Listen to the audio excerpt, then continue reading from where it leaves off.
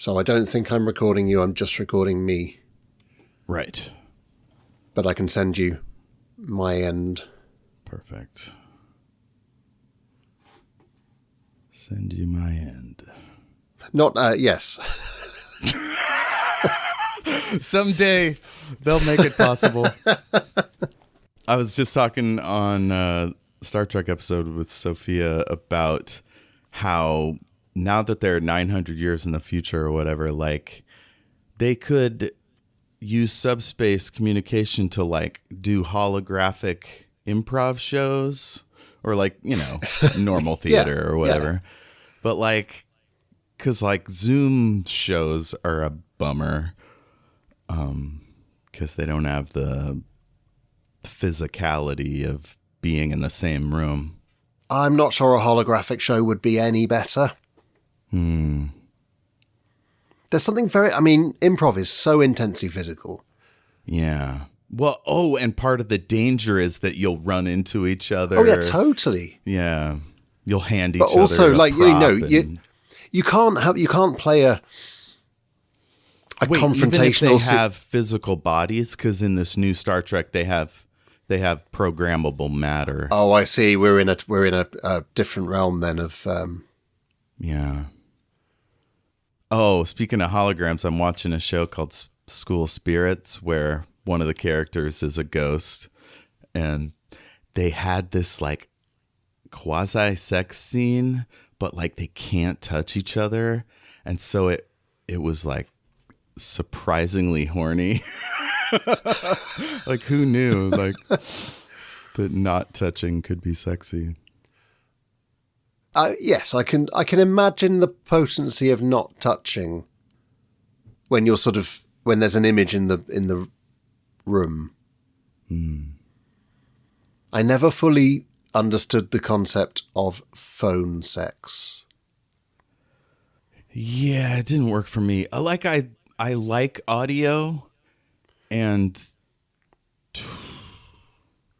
liking audio is different. I mean, yeah. But it's produced, right? I prefer produced audio. Yeah. Which my understanding was that if you phoned a phone sex line, someone would just kind of talk dirty down the phone to you. I mean, that's not an audio book, that's just is it? Good, clean sex work, which I've never been interested in. I don't even know if I've ever done it with a partner. I've never been like weeks away from a partner before, so. Oh, I have, but I don't think I ever. Oh, what about chatting? How do you mean? Like on a messaging app. What, and saying things like, I wish you were here so that we could be doing naughty things. Touching the old John Thomas or whatever. I'm not sure I would find that, particularly if you use that phrase, I'm not sure how erotic. Yeah. Okay. Surely the advantage of being on a phone, you should be able to phone up. Why didn't they do sex lines where you could phone up, an impersonator to be, I don't know, you might want to have sex with Tom Baker. Oh my God. On a phone line. I mean, that's a distinctive voice, isn't it? You could. Sarah.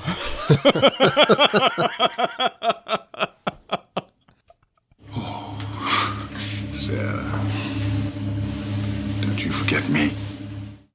Given how kind of money-oriented the whole kind of convention thing is now, that would be an easy way to make a buck, wouldn't it? If Peter Davison set up his sex line, he would rake it in, surely. I don't know that we're quite there yet in terms of destigmatizing sex work.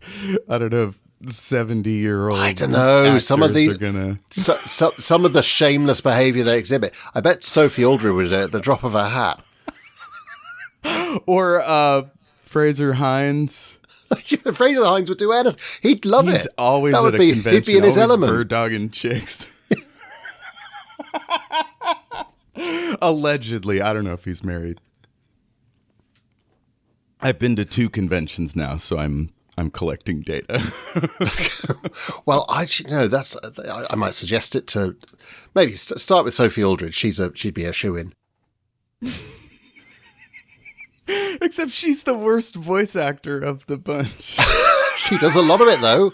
She's in constant true. demand. That's She's true. got her own podcast now. Did you know that? What's the focus? Is there a focus? Well, I haven't listened to it. I've got some self-respect. Oh, James, you're hurting all our many Sophia Aldred the many Sophie Aldred horns. fans. I've always I'll state this opinion. I think Sophie Aldred has always been a wonderful team player, a generous carrier of the torch for Doctor Who, and particularly in the wilderness years when there was no Doctor Who. Thank goodness that her and Sylvester McCoy were so willing to kind of do those early audio adventures, the ones that weren't Doctor Who but sort of were, and yet they've sort of, both of them, but Sophie Aldred in particular, have become victims of their own generosity, in that she is so ubiquitous now and so kind of everywhere. It's not necessarily a stamp of quality to have her in something. And that's not to say that I don't think she can give a good performance, because she has demonstrably done that in many media. But I feel like it would be a good policy for her to maybe kind of limit our exposure to her, or go the whole hog and run a sex line, and that would be just pure profit. Expand the exposure. They're the two extremes. I'm trying to figure out the date on this. She's got something called Strangeness in Space, but That's the one. Oh, well, no, that's an older one. No, that's not the current podcast. So Strangeness in Space, which again is another thing I haven't listened to, was co-written with Trevor and Simon, who you will not have heard of, but they were an absolute staple of Saturday morning television in this country throughout the kind of the late 80s, early 90s. They were like a comedy duo, but they specialised in sketches for kids. Is this Trevor Neal and Simon Hickson? That's the one. Okay. This blurb says it's beautifully written and produced. Nonstop giggles from beginning to end. They were absolute pros, so I can imagine it was a good thing. I should listen to that, really. Yeah. Let's see. She's got something called Ace Odyssey. That's the current one. Okay. That sounds ace-focused. An interstellar voyage. Is through it ace memory. focused, or is it just that Sophie Aldred puts the word ace into everything she does? Because Oh, no. it's Oh, she plays a spaceship captain. I mean, she's probably not allowed to call herself Ace Right. for copyright reasons, but she can call it an Ace Odyssey because there's an ambiguity there, because she could just be saying, well, it's an Odyssey that's Ace, right? Right. Nothing to do with Doctor Who. And you can't copyright titles. You can't So, copyright At least not here. adjectives either. Yeah. It sounds as though Sylvester McCoy was in that one too. Oh, maybe I should get drunk and listen to it one evening. I was looking at her credits on Podchaser, and at the top of the list of things she's guested on is a hamster with a blunt penknife. What? And I don't even think she's guested on it, has she? She recorded a brief message for the special anniversary episode that Joe did. He paid her to do it. No, oh, like a cameo. She took his money. That's wonderful. No, if that's not a kind of a gateway to sex work, I don't know what is.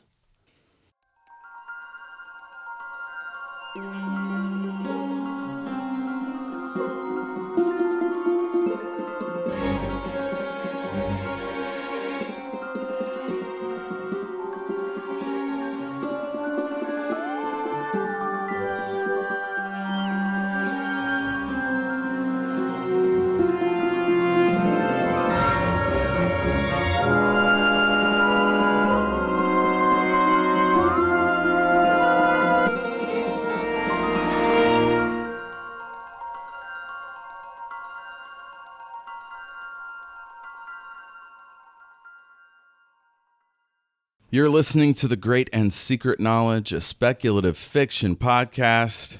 I am Jeff, and with me, once again, James Lark.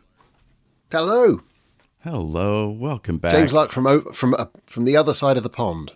That's right. So James read a bunch of, the Bartimaeus trilogy with me. Yes. And it was absolutely wonderful. I finished the series. It's fantastic. And I messaged James because we started doing Doctor Who, and James is a huge Doctor Who fan.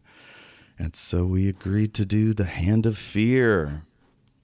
Do I get to be called a huge Doctor Who fan?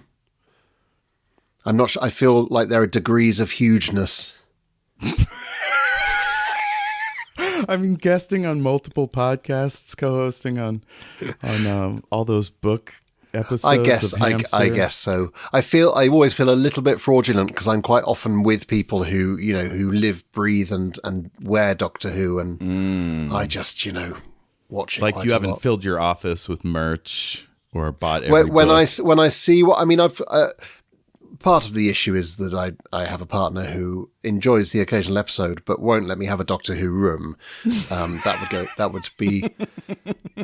would be a bone of considerable contention. So instead, we have the room in which Doctor Who is one of the elements, but it's also got his he's more into fantasy, so it's got his Wheel of Time novels, and it's also got a lot of Lego, which is a mutual interest. But yeah, there's a Doctor Who bookshelf. I also.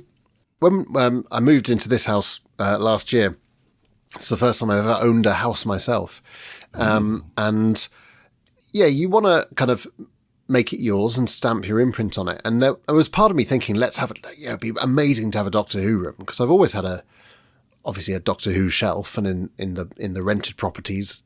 Actually, in the last house, I had my own office. We had separate offices, and that had all my Doctor Who stuff in it. But owning a house, I suddenly thought I can have Doctor Who stuff in every room. So rather than make a big feature of like a wall of Doctor Who in one space, I've just subtly introduced it into every part of the house. The great thing about that is, like the way humans work, we're really kind of dumb at our heart. If we see multiple points of contact, we're more likely to like ask about it or get into it. So yeah, it's like subtle, Yeah, whereas like opening a door with a TARDIS painted on it to a room full of Doctor Who merch, it's almost a bit too embarrassing to ask. It's too obvious, isn't it? It's the red room. Do you like Doctor Who?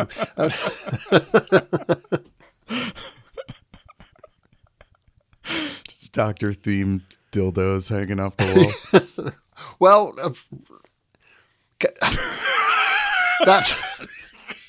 that took a turn. No, that's the creature from Eden or whatever. Oh no, yeah, okay, so the creature from the pit. It's not a dildo. No, that's the 13th Doctor's TARDIS. It's a TARDIS console, not a... What are you saying? Oh my. Okay. There were eyebrows raised when they when they printed the pictures of what the TARDIS the model TARDIS console for the 13th Doctor looked like. They're like, yeah, that could have another use. Was there a cylindrical TARDIS?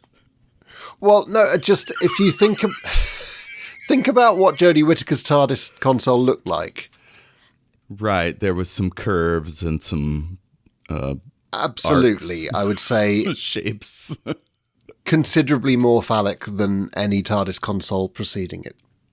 Yeah, those big fingers, amber finger structures. Yeah, now that I'm looking at it in full, it really looks like a good time. For people of my interest, but not for everyone. Jesse is a strong, no hanky-panky in the TARDIS person. I'm afraid. I mean, that is absolutely my perspective, really. Okay, folks, if you've never looked at the inside of the 13th Doctor's console, take a moment in private, hopefully. And then imagine a scale model molded in plastic. Fully articulated. Okay, let's get into the Hand of Fear. I've got it playing in the background, so I'll if any of the lines spark joy. First thing, the Fourth Doctor's theme song. Are you playing already? Is it going? Just like I've paused it on the titles just to talk about these awesome titles.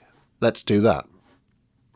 I could share the screen, but it's fine. Well, I've got it up on my screen as well. There you go. But yeah, I've got it at part 1 here. So how does this theme song stack up for you? It's a version of with potent nostalgia for me because of the amount of Tom Baker that was available on VHS quite early on. And I became a Doctor Who fan right at the end, just as they were about to cancel it. So I have an inherent love for Sylvester McCoy and that version of the theme tune, the thing of it being My Doctor.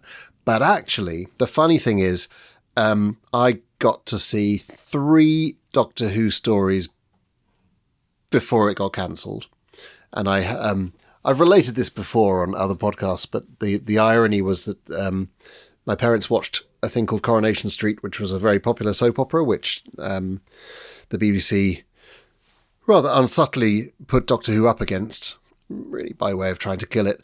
And my parents were Coronation Street viewers, and we didn't have a video recorder, so that was it. I couldn't watch Doctor Who. And we got a video recorder, and what happens next is they cancel Doctor Who.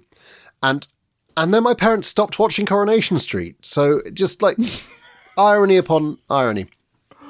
So what that means is most of the Doctor Who I watched as a youngster was in fact not My Doctor, because the BBC started repeating Doctor Who really not long after it was cancelled. It was, Doctor Who was a primetime BBC One programme. BBC Two started doing repeats in 1992. And they started by repeating a story from each of the Doctors. Then they repeated a lot of John Pertwee stories. They discovered how to colorise the demons, so that was one reason.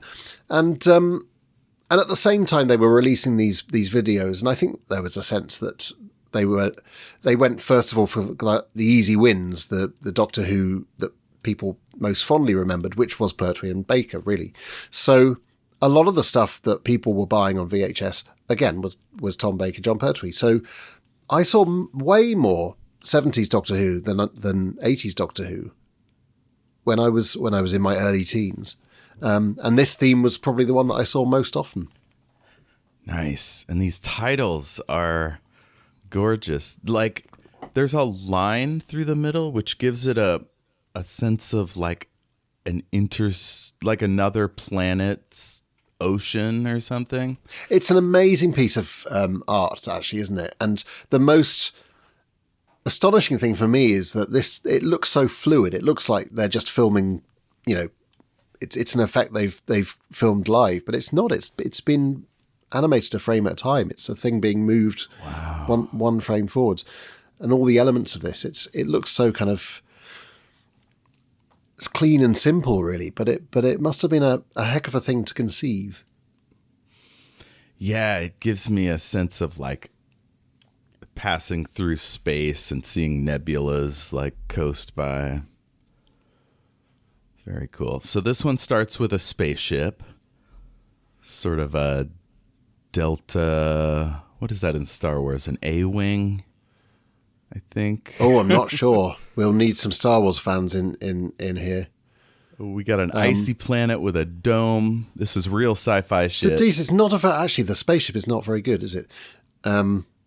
They obviously did that model effect on the... You can tell when a model effect has been done on the cheap in this era of Doctor Who, because if it's on video, they've gone, okay, we're not going to put the money into that model effect. Though the actual icy dome effect is a good one. Is it because it kind of wobbles as it goes down. It's basically a model put against. It wouldn't be a green screen. It would have been a yellow or a blue screen, but the same thing. And yeah, it's not a smooth effect at all. Whereas if it was on film, they'd have filmed it at half speed, something that you couldn't do on videotape. So it would have had a sense of weight. And a much more smooth and precise look. Yeah, if you don't do it on film, I guess I didn't do video at that time. I didn't start doing video till 95. So I don't know. I was able to do stop motion at college on video, but like it felt pretty new. Yeah, I think it would have been. And you can see there's a bit of fringing as well in front of it. So they've got a film starscape, I think, and they've plonked a green screen in front of it. And it's barely lit. Yeah. Like I feel like if you're on a planet with no or low atmosphere and you're up high enough to get some light, chances are you'd have all light. Or like light on the bottom, but not the top. You know, it all depends on where the star is. But yeah, it's pretty unconvincing. Yeah, that's the kind of thinking I'm not sure that the average effects guy went through. Well, one of my senior projects was a planet like this with like a creature being built by monks in hoods, weirdly enough. And so I had to think very carefully about the lighting. What do we think of this opening scene, though? The mysterious hooded figure and... So hooded figures are a big deal in Doctor Who. It's like a helpful way to recycle actors or to hide or not pay for a proper costume. Right. Or to hide like a reveal later to find out, they're actually human or they're gross melted alien forms, you know. In modern Doctor Who, in Smith and Jones, the motorcycle helmet bad guys are a way to like, I don't know, not have to pay someone for having their face out. I don't know. Yeah. Oh, it's because they're all one piece. Isn't that what he says? Like they're all one solid chunk of plastic. That's right. Are they called slabs? Or am I making that up? Slabs. That sounds familiar. Yeah. Slabs. My David Tennant impression is woeful. Okay, so somebody just died. I like the dome. I like how the dome is good. Wipes the condensation to try to see what's going on outside. Technic Obel just died. So Commander Zaska sits and explains the situation to the disembodied voice, someone called Rokon. It's all perfectly good setup. I mean, I don't know, where do you stand on Bob Baker and Dave Martin as script writers? I would call them old hands, solid members of the team. Not the most inspired. Like their prose isn't going to blow your socks off. Exactly that. And I think their sci-fi is often a little bit kind of formulaic, and the names, you know, it's not grounded in any kind of, it's not like Robert Holmes where you kind of think, well, there's probably some literary reference here. Rokon is just kind of a cool sounding sci-fi name, right? Yeah, it's very Star Trek. I wonder, was Star Trek on at this? No, this would have been the in-between times. The in-between times, I don't even think the motion picture was out. I'm not sure when Star Trek was... This would have been like 76. So this is 76, maybe? Yeah. Yeah. Phase 2 didn't get picked up. Maybe the animated series was on by this time, but nobody watched it. Ooh. There's a moment where the hooded figure, I guess Commander Zaska, is coming towards us. And it looks like he's got goggles on. I'm zooming in here. Yeah, it kind of looks like he has swimming goggles on and like a balaclava just in case anybody paused it and looked. Ooh, the hand looks really creepy. The hand is great, though. And obviously the hand is the most important thing because that's it's the title. But we're going to start to recognize the type of hand. Oh, okay. Because obviously they're all silicon-based beings. Right. Yes. I mean, I don't know who plays this figure. Zaska. I like his button work. He does a little because the voice, a lot of the voices are all done by Stephen Thorne, aren't they? So Stephen Thorne, who about the backstory, but I was going to say that's another benefit to having hoods and helmets. Sure, because then you could just do ADR. In the 4th episode, when we come back here, Stephen Thorne plays Rokon. Yes. So Stephen, or does he? Or am I completely wrong about that? No, I think it's. Sorry, I'm talking Bobbins. It's Roy Skelton. It's who? It's Dalek voice guy Roy Skelton who plays King Rokon. So Roy Patterson is credited as Azkar. So they have cast different people. I just doubt they've made I always assumed, you see, that Stephen Thorne had played King Rokon because it looks like an identical costume, just slightly different with slightly different lighting. But maybe they dressed Roy Skelton as well. But they certainly didn't fork out for a third Castrian costume.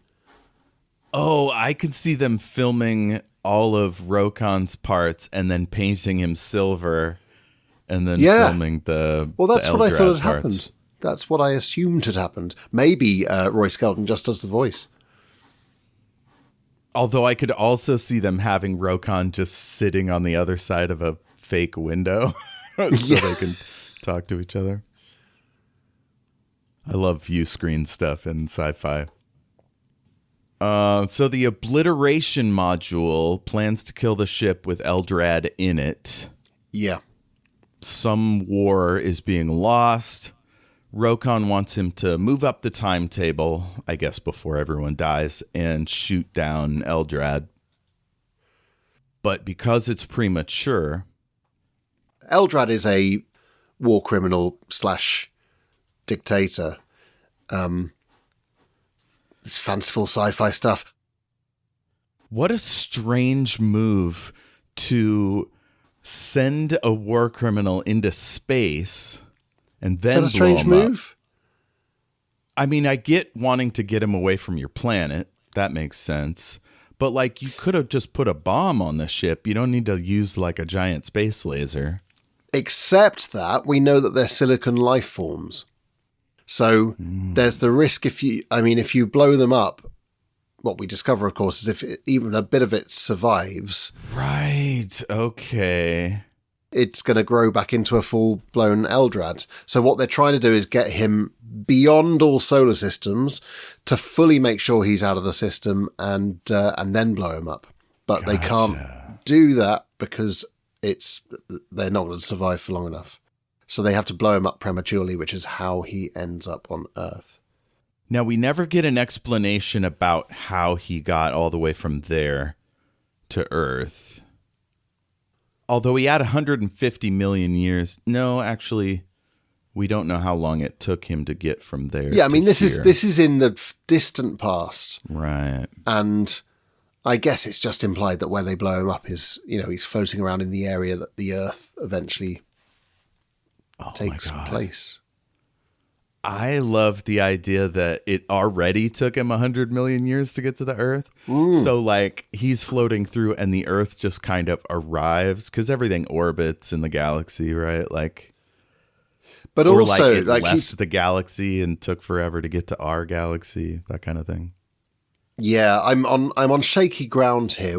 How long ago is this meant to be? Do we ever get We don't actually know how long it took to get from here, whatever planet this is. I think we later established that this is millennia ago, but that's a pretty vague measure of time, isn't it? That's like cubits or what's the other one? Yes. 40 days and 40 nights. Absolutely, yes.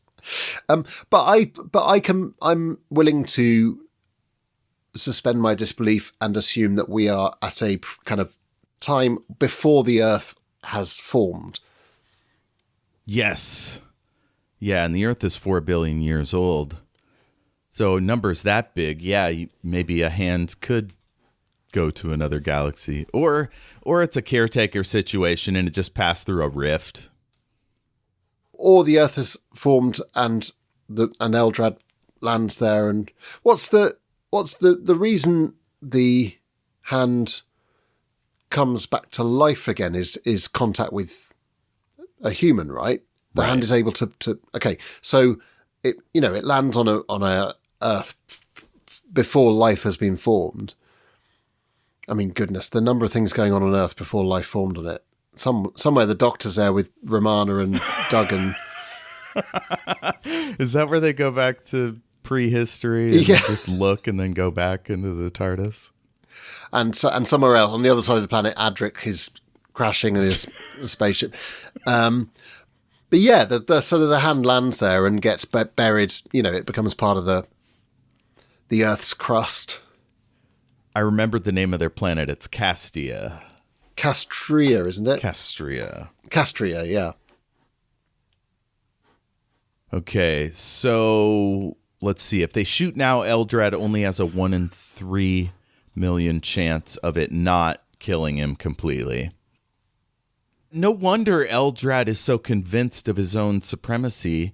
Like, he's already beat the odds to such an absurd degree.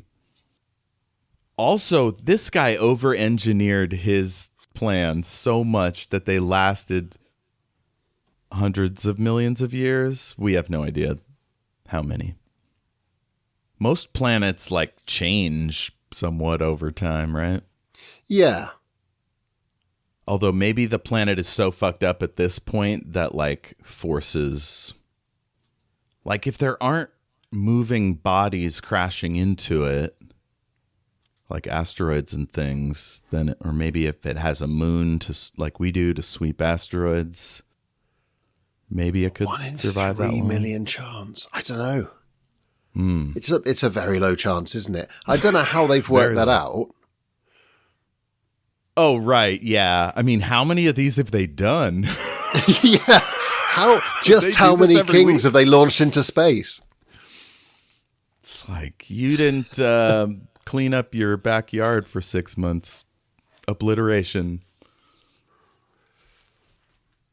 That was the lowest That's a good point. impact crime I could think of.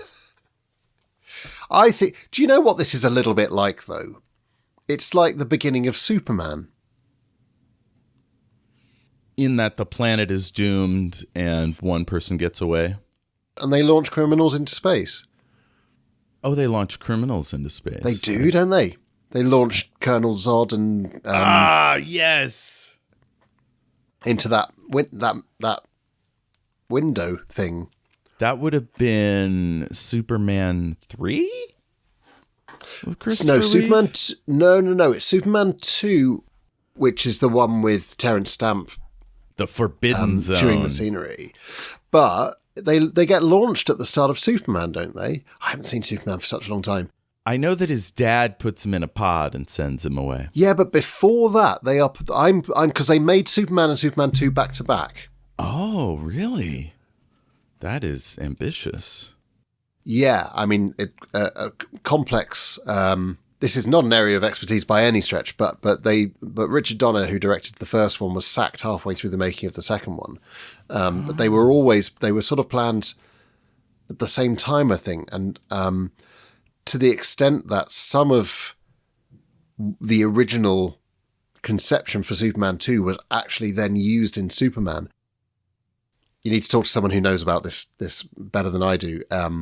But because the Donner, you can now watch a Donner cut of Superman 2 and it uses the ending of Superman. Whoa. Okay. Yeah, so that's why they launched the criminals at the start of Superman, because it's actually setting up the sequel. So it reminds me of this, though, because they're launching their criminals into space, but they are a doomed planet. And this one has a big cliffhanger. You're right.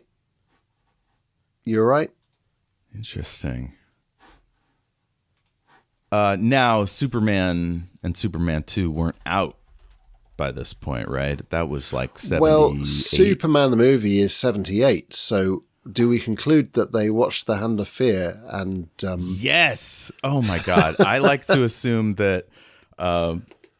like when I first started really getting into Doctor Who, I at the same time I was reading Hugo winners throughout the 20th century, and I was like spotting things, and I'm like, that is so much like that one Doctor Who episode. Yeah. But then the writers of those episodes might have been big fans of all manner of sci-fi. I didn't direct links. Well, so this is the thing. So I'm currently writing a book about the Ark in space. And a favorite kind of fan idea is that the Ark in space, which has a very similar kind of alien concept to Alien, made 4 years later, was a direct influence on Alien.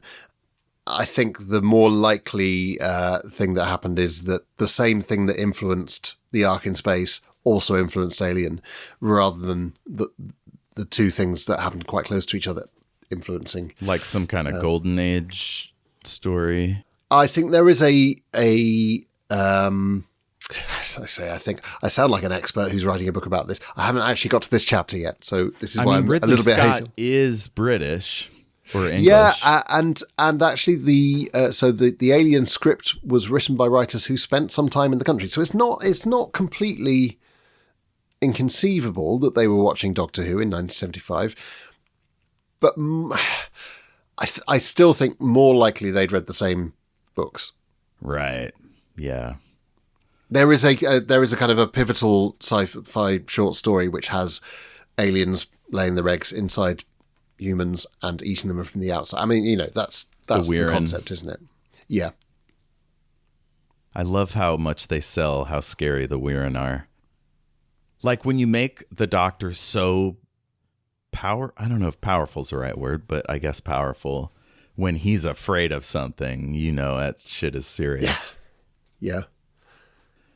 It doesn't seem like that in this one. He seems more like fascinated and wants to get to know Eldrad rather than being afraid of him. We're already at a point where Tom Baker, where the line separating Tom Baker from the Fourth Doctor is gradually dissolving. He's taking more control. And his kind of control freakery and power complex is slightly informing the character as well. And the Fourth Doctor is becoming gradually pretty indestructible and not often scared. Makes sense then why they would have him go back to his planet with all his godlike fellow citizens. I was just listening to Joe Ford complain maybe it was Michael Mills complain about how they took this like fantastic, mystical, mythical species, the Time Lords, and then made them just kind of schmoes in fancy robes. I mean, Joe hates Gallifreyers. He just thinks Gallifrey should never be in Doctor Who, and I basically agree with him. But I do like the Deadly Assassin, and I do think that one of the most intelligent things that has been done with Gallifrey is to go, okay, they're not gods, they're powerful beings, but what happens to powerful beings? Let's look at human society and whether it's the Roman Empire or the current American government. It's kind of absolute power corrupts. Therefore, the Time Lords would be actually bureaucrats with ridiculous ceremonies and stupid costumes and internal squabbles and utterly indolent, because otherwise why would the Doctor have left them? That's Robert Holmes being an interesting writer and giving us a far more interesting reading on Gallifrey than we got in the years preceding.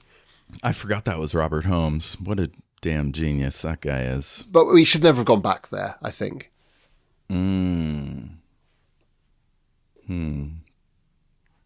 Although I do love the Great Vampire What's that one? Full Circle? That's fine. That's no, that's State of Decay. State of Decay. I think it's like all Doctor Who continuity. If it's serving the narrative, then great. If the story can incorporate something that makes the universe of Doctor Who feel a little bit consistent, and also it's a shorthand for lending weight to something, isn't it? Like, if you say the great vampire was the ancient enemy of the Time Lords, immediately that's shorthand in Doctor Who for saying this is a big deal. So that's fine. But the more time you spend in city council, the less scary and fascinating they are. Think about The Deadly Assassin, and it begins with that kind of very kind of grand music and a spoken narration by Tom Baker and words on the screen like the kind of Star Wars crawl. It's like, it's momentous. It's the Doctor is going back to Gallifrey. He's had to. This is relevant to the Hand of Fear, of course, because at the end of this story, he ditches Sarah Jane because he cannot take her to Gallifrey. So we're told this is a huge thing, and we've not been back to Gallifrey since 1969 when they were these godlike beings. And 1969 to 1976 is it's a lifetime for a child. It's a whole generation has gone by. I'd love to know, because Robert Holmes, we're just talking about a different story, but Robert Holmes was probably speaking to something at the moment, but it's speaking so much to me being in my own powerful government that's full of evil or corrupt people. Well, I think that's always going to be an evergreen story, isn't it? I mean, in the mid-70s, there was, you don't have to. there's not a decade where the hypocrisy and massive flaws of the kind of British system have not in some way been. Yeah, I guess visible. Xenophobia isn't new to British. No, absolutely not. Absolutely not. And of course, in this country, however progressive a government we have, and goodness knows, I've been alive for 46 years. Not many of those years have had a truly progressive government in Whitehall. But however progressive they actually are still in this kind of grand, almost kind of church-like building, and the ceremonies have a kind of an ancient history surrounding them. That you look at kind of most democracies now, they sit in a modern circular building, the better to debate, and it's all equipped to deal with modern technology, the better to do their job efficiently. Whereas you look at a debate in the Houses of Parliament in this country and it still looks the same as it did 300 years ago.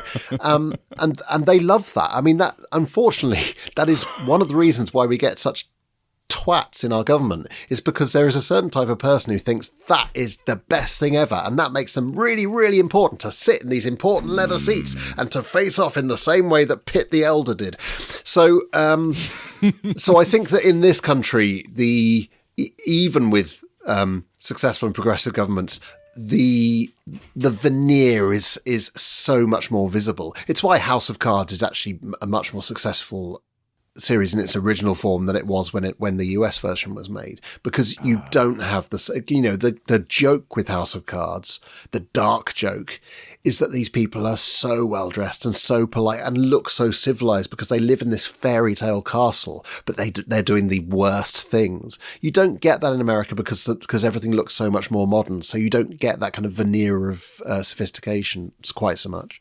Well, yeah, and our Senate is mostly just for grandstanding. And the real place they debate, sort of, is on TV. Yeah. Chat shows and things. So Rokon tells Saxa to leave the dome. And I had a question. Was this place just for blowing up obliteration modules? Or would it do more if the war wasn't ending and their troops weren't freezing to death?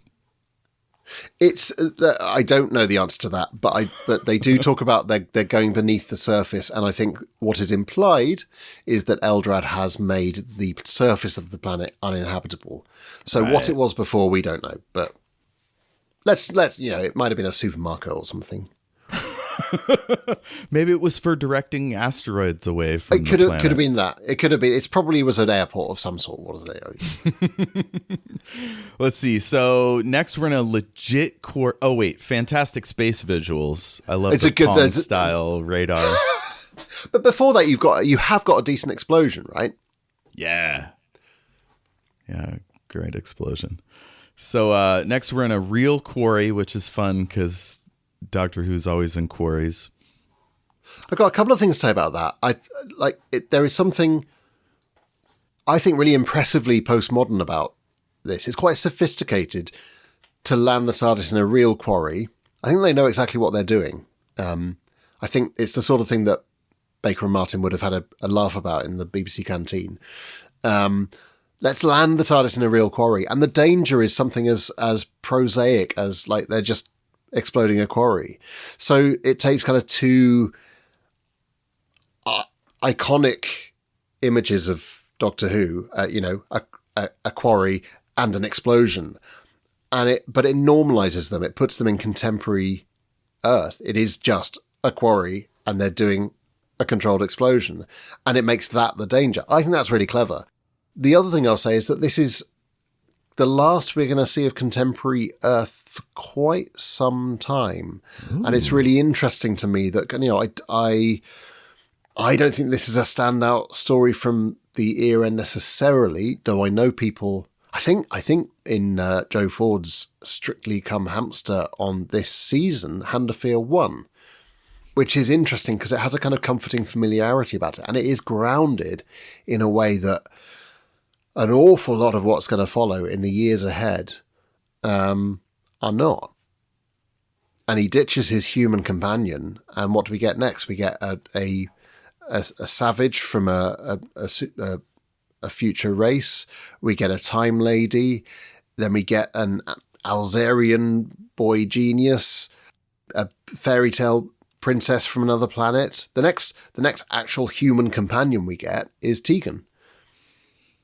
Wow, that is a long break.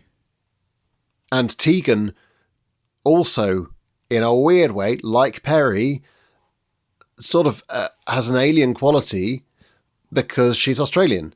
So when's the next time we get an actual kind of grounded British companion in the role? It's not until Mel, if you can consider her characterization quite exotic. Remotely grounded. So it's sort of interesting, like Hinchcliffe and Holmes took Doctor Who away from it. They didn't like that Doctor Who had been stuck on Earth in the kind of unit era, and they deliberately took it away. But it's very interesting that we're about to go on, and even for having very much made Earth stories or contemporary Earth stories the exception rather than the rule. It's interesting that this signals a complete move away from them. And when Graham Williams takes over, it goes into even more kind of fantasy realms, really. And we're returning to Earth, only in a historical context. Do you know if viewers would have known that Liz Sladen wasn't coming back? So that's a good question, isn't it? Because the manner of her leaving is not... She's not got married. She's not been killed. Yeah, it's very unexpected. It's open-ended. It's leaving her open, and he leaves her because he can't take her to Gallifrey. But it leaves you thinking, well, why don't you go back for her? I mean, you could say that about all his companions, right? You want to not think about the production side of things and stay in canon, but it really is a conceit of the show that doesn't. We have to assume that the Doctor is a dick that forgets about his friend. I mean, yeah. Fundamentally, that is true. And also, I think that probably the production teams rightly assume that the viewers are also dicks who forget that the companion existed the minute another one comes along to replace them. Because it's like, oh, Leela. Oh, yeah. Sarah who? Yeah. I think we are, as viewers, as contrary as the Doctor in some ways. Okay, so we're in a quarry. What I like about this episode is it does suspense pretty well. Like, it starts off with, we know that Eldrad was hated for some reason. And here we know that a bomb's about to go off before the Doctor arrives. It's also a lovely dissolve, isn't it? I mean, that thing where you go from something so fantastical and then you mix and fade to something as down to earth as a quarry. Yeah. I feel like Doc really should know what that sound means, the alarm. But then what we're watching in the scene is why Elizabeth Sladen is such a loss to the program, because look at how good she is with Tom Baker. And the joke is that they're just waving at the guy like he's being friendly, and ignoring the sirens. Come on, where are we? We're in a quarry. Yeah, I know we're in a quarry, but where? Well, how do I know? I don't know all the quarries that... Maybe he knows. And he's playing cricket with a rock, and they're so natural together. And so they can play this in a genuinely kind of comical way. And we know that they're in danger, but they're there just kind of mates, kind of playing cricket with rocks. Now, I have to admit something. I'm not proud of it, but apparently Liz Sladen in overalls is doing something for me. She's acting weird in this episode. She's acting almost like a teenager. Does that, like, she should be at her most mature, right? Because she's 5 years older or whatever than when she joined. It's a funny thing with Sarah Jane, because when she starts out, she's introduced as a journalist, and she has a wonderful introduction to the series in a story that allows her to... She actually becomes the Doctor's... She's on the opposite side to the Doctor, or she thinks she is, because she thinks she's worked out that he's the guy transporting people to the medieval past. So she's given real agency, and she's given a job. And in Invasion of the Dinosaurs, she uses her journalistic skills again, and it's a thing they keep coming back to at first. What I like, and I know that opinions exist that say that Sarah Jane actually becomes less of a character as it goes on. I'm not sure that's true, because she's played by such a fine actor, and I don't think she needs the journalism thing to live and breathe as a character anymore. What I think is plausible about this kind of childish behaviour, the way she's walking, the way she's dressing as Andy Pandy even, is like she's been on just a massive holiday. Now, it's a holiday where she gets, threatened with death. Imagine not having to go to your job for 5 years. It's that. It's like, obviously, she's having a great adventure. And I do think, like, again, the conceit of the program is that, whatever horrible things happen to them, it's exciting. They're still having great adventures, right? That's why it's so jarring when a companion wants to go home. You're like, but it's so much fun. Why? Right. And I just think she is behaving like someone who is she's on a high. She's having the best time. Yeah. She's really good at forgetting how horrible last week was. Yeah. Yes.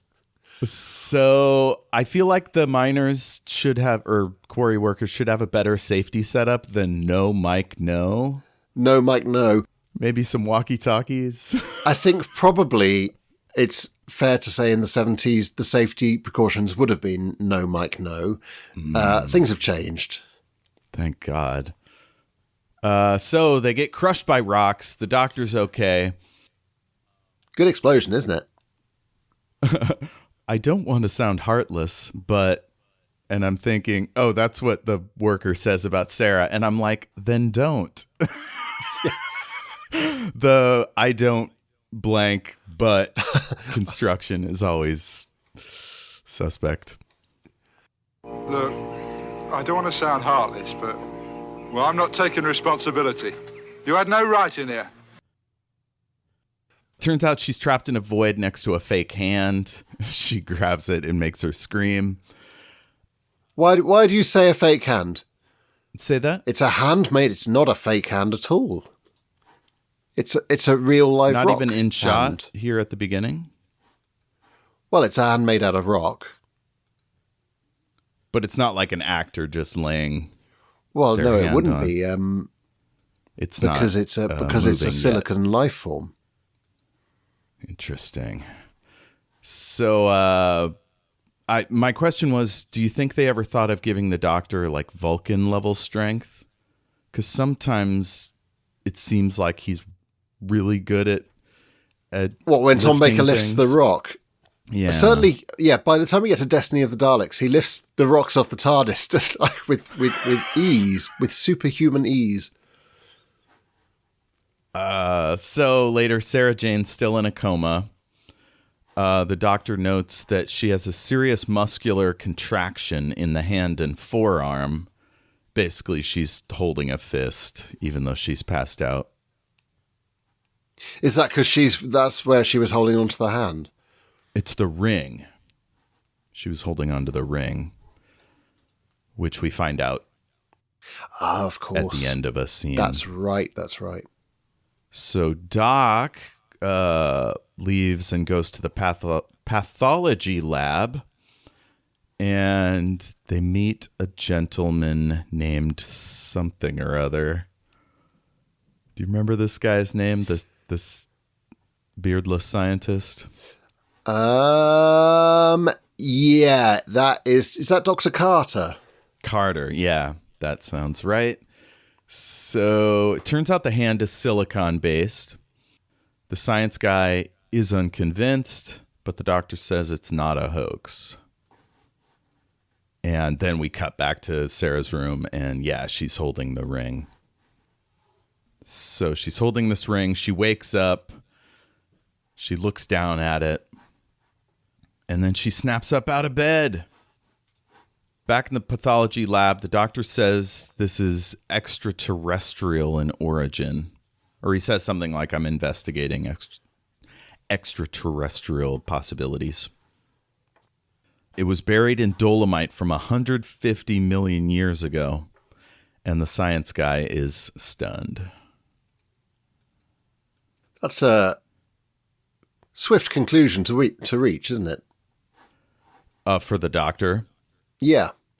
Well, I think when he finds a humanoid hand in a quarry under rock that old, I mean, what is the other conclusion?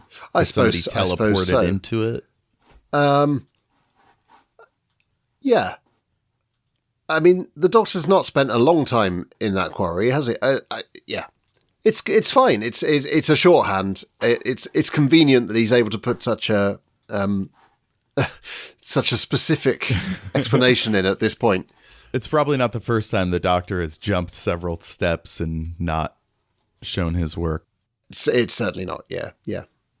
So Sarah Jane's skulking about. Back in the Path Lab, the Doctor is putting together the microscope. While he's doing that, Sarah Jane comes in and puts her hand in the Tupperware, or puts the silicon hand in the box. And then she does a whammy on him with her ring and says, Eldrad must live. Eldrad must live. I love her possessed acting. She's really good in this. Yeah, she's properly unnerving. And it's there's a running motif of possession in the Hinchcliffe years. I think there was a logic behind it, which was that Holmes and Hinchcliffe felt that a human possessed was A, cheaper than an alien or a monster, and B, scarier somehow, because it's the uncanny taking something normal and making it strange. And I mean, this lady just does it beautifully. Yeah. I would like to know what you think of the catchphrase. Eldrad must live. Eldrad must live. Yeah, so Baker and Martin love their catchphrases. We get it again in Contact Has Been Made in The Invisible Enemy. The Quest is the Quest in Underworld. They go through this phase of we need something that people can say repeatedly. Yeah. No, I love it. Normally, I think the must thing is something people never really say. Like, but possessed people are always going, must kill, Well, or I'll let you whatever. get on with it then, eh? But in the case of Eldrad, who's a massive megalomaniac, it works just fine. He probably tells somebody, you must bring me tea. Yeah. So the doc talks to the quarry guy. I got a quote here. So you reckon this fella copped it in a crash like? Unless, of course, it just came fluttering down by itself. But why? And from where? Yeah. Well, I'll let you get on with it then, eh?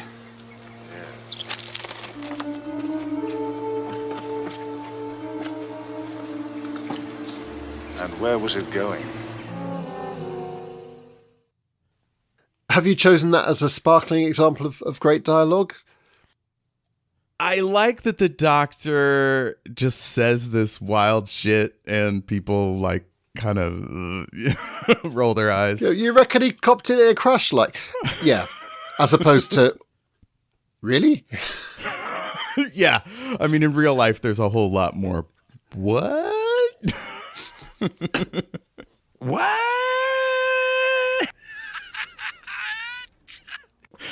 So Sarah escapes. Doc returns, talks to Carter. So Carter becomes our guest companion for a while.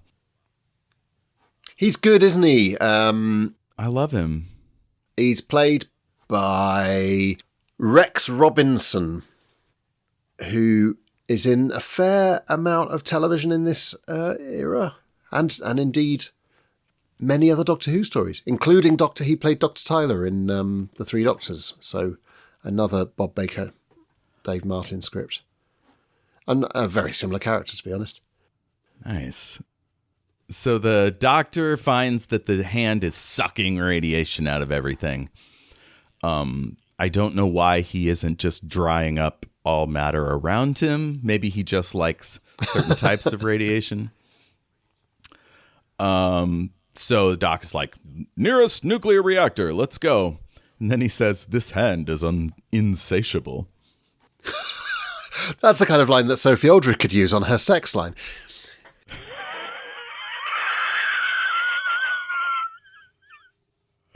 She's doing like sci-fi bits in her. Because you could get your, sex work. you know, she This hand is insatiable.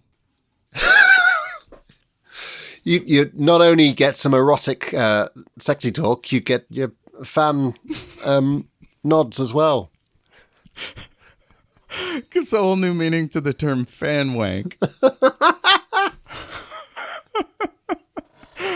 So it turns out Sarah can insta-kill guards with her ruby ring.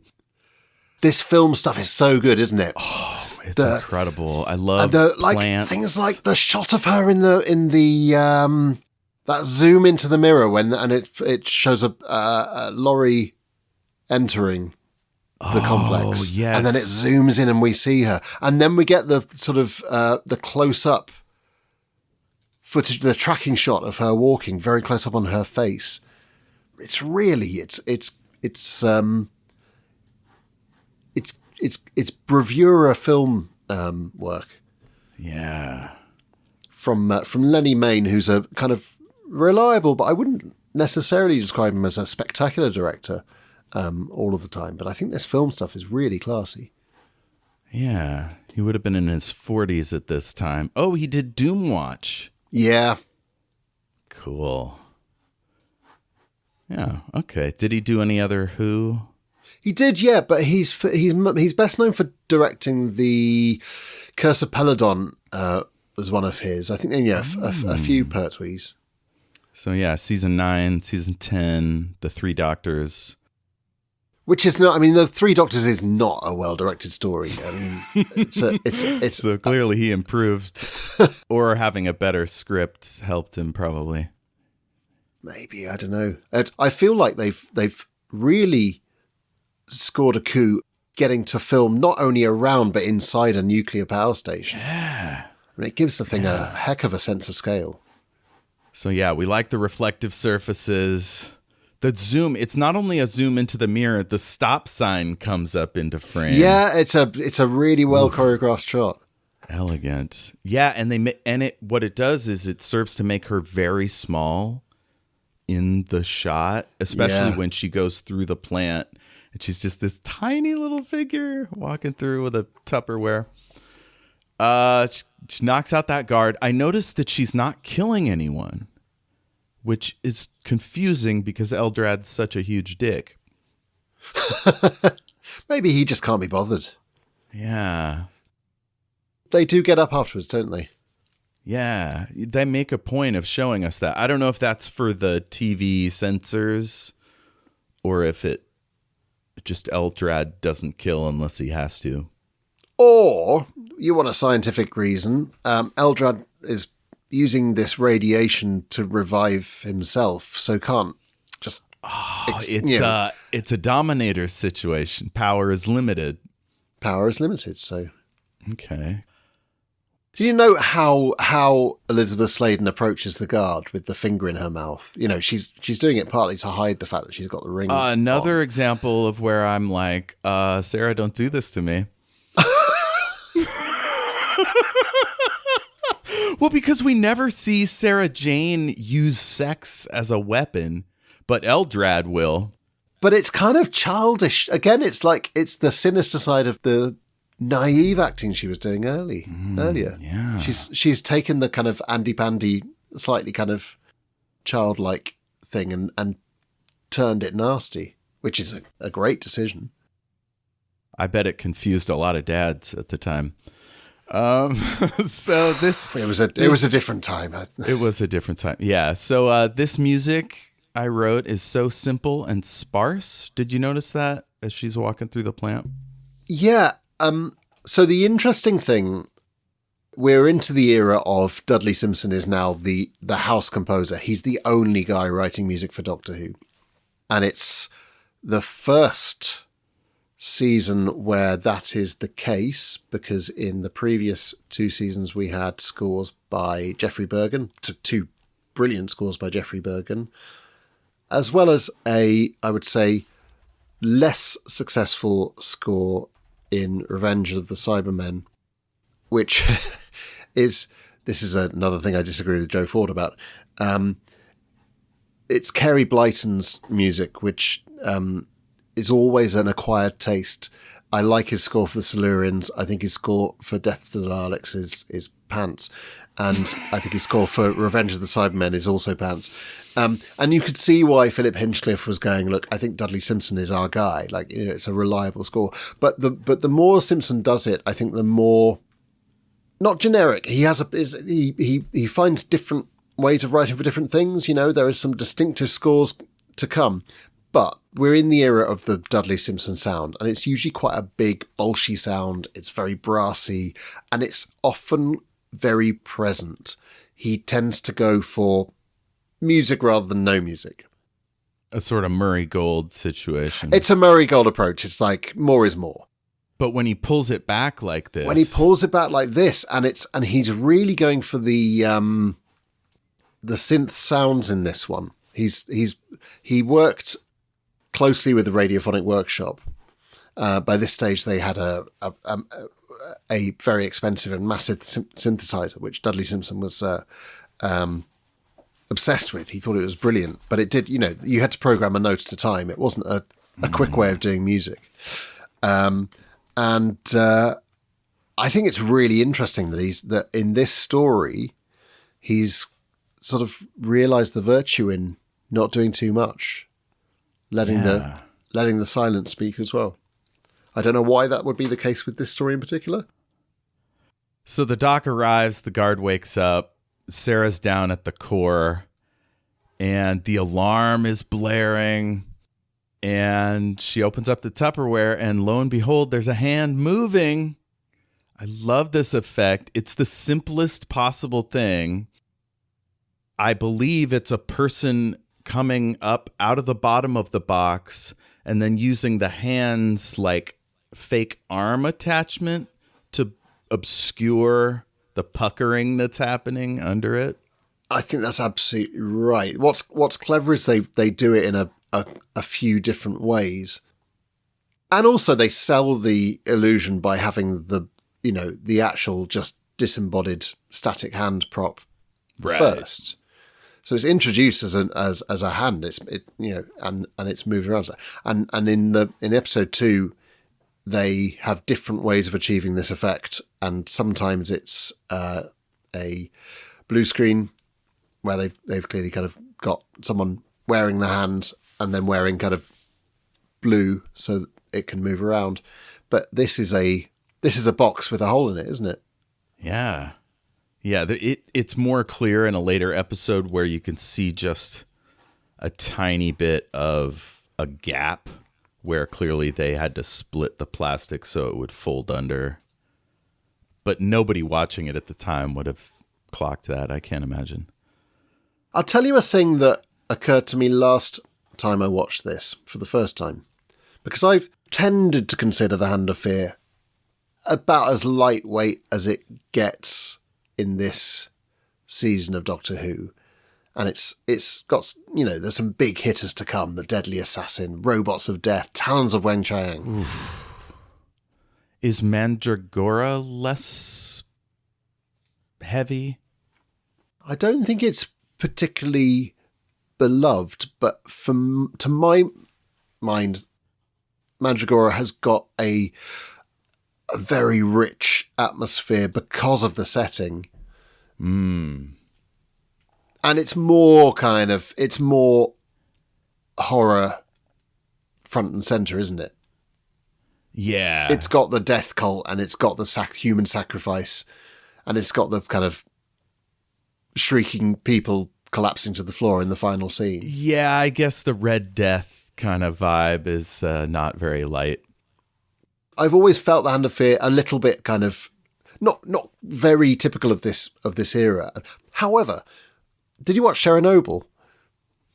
No, a little too heavy for me. I mean, very heavy, astonishing piece of drama though, and highly recommended. I mean,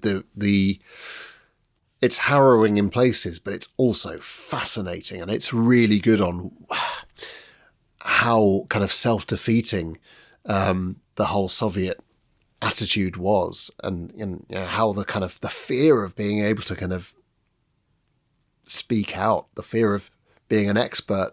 Right. Because actually directly facing problems in a system like that with a one-party state is probably really difficult. And just the horror of the propaganda being that, I mean, this is, again, topical, the propaganda being more important than the reality. So the Soviet ethos was, we're the greatest. Soviet Russia, the Soviet system is the best system in the world. So to admit to having this catastrophic disaster with which had an impact on the whole of Europe, was humbling beyond belief, and a sort of inconceivable situation for them to be in. And so there were so many gatekeepers to that information getting out, starting right at the power station where the thing had flipping just exploded. You've still got people going, this is fine. Oh my God. Yes, whereas we've had a here, little explosion. Everybody rushes, everybody evacuates. Right. But the reason I mention it is because when I last watched this, it was just after watching that drama. And suddenly I realised kind of how scary the image of someone walking into a nuclear power station with this potentially destructive force is. And I think it's, they're filming in a real power station, so it's got they're like 10, 20 years into nuclear power as a thing. Yeah, that's it. And the Cold War is still undergoing. Absolutely. And they would have been far less blasé about nuclear power than we are. We sort of take it very much for granted now. Well, yeah, because we can name on one hand the number of nuclear disasters, right? Chernobyl, Fukushima, although it's Island. Funny. It's funny that Fukushima's recent, really, isn't it? and Yeah. yet doesn't seem to have kind of impacted people's perception of nuclear power that much, I would say. I mean, you might feel differently. It was mostly put down to bad government oversight and corporate chicanery. And also just a massive tsunami. Hard to plan for. Sure. Although, a sensible response might have been in this time of climate change when we're going to see more tsunamis, maybe we do need to question how safe this is. So this reminds me of watching the original series of Star Trek 50 years later or whatever, and putting myself in the headspace of, if you've never seen this anywhere on TV before, it would be scary. And so I enjoyed those episodes more. But I also feel like in 1976, there probably was a lot more paranoia around nuclear power. They were only kind of 20 years from a near, the Sellafield disaster in the UK. But also nuclear weapons were a constant worry. I mean, we had nuclear missiles in this one. They didn't do anything, but they were in the story. So there's a presence there. So I sort of feel like, and the sets are good when they move from that nuclear power station into the sets, and they've got those thick doors and really kind of solid looking walls. I sort of felt, having watched Chernobyl, which obviously is a more recent and rather more expensive drama. Nevertheless, I got that same frisson of, oh my God, she's walking to a really scary place. Yeah, this could be the end of Sarah. And it could be the end of everyone.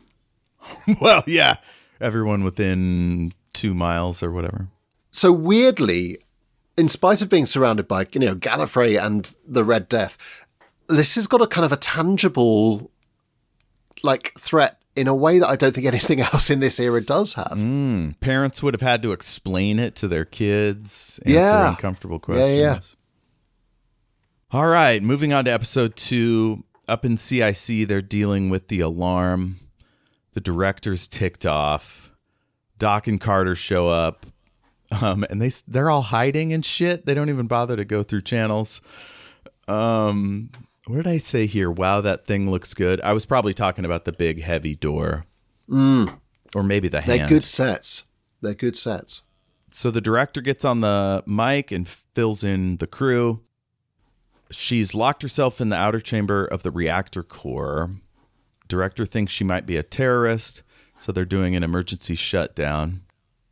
And here we get to woman of the episode, or serial. I think she's an engineer. She's in muted taupe, yellow, something like that. Is this Miss Jackson? Miss Jackson.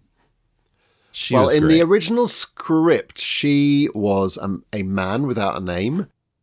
And it was Lenny Mayne changed it to a woman, and the woman playing her is his wife. Wow. Okay, so a case of nepotism that worked out. She's very charismatic. Every time she was on the great. screen, She's I was good. like, I want to see this lady. I think this is, I think everything between these two characters, Miss Jackson and Professor Watson, is an example of some quite corny script coming alive in the hands of two really good performers. Because Glyn Houston, who plays Professor Watson, and it's Frances Pidgeon plays Miss Jackson, I just think they elevate it by playing it absolutely for real. Yeah, this could be a Chernobyl or something without any Doctor Who stuff. Yeah. So Carter gets possessed by Eldrad again. He's kind of... That's a good He's kind of scene like as well. a loose possession. Doc takes over Francis's Miss Jackson's station. We learn that room is called the fission room. Sarah says it's no use. There's nothing more to say because Eldrad must live. This is where I'm like, is this what Eldrad is like? Or is it making her childlike? She is childlike, isn't she? It's the way she sits on the floor. Yeah. And she talks like a child. Eldrad must live. Eldrad must live. I had this other thought, which is that when Eldrad possesses people, they kind of revert to a sort of id kind of state. And Carter's is a murderer, and Sarah is a kid.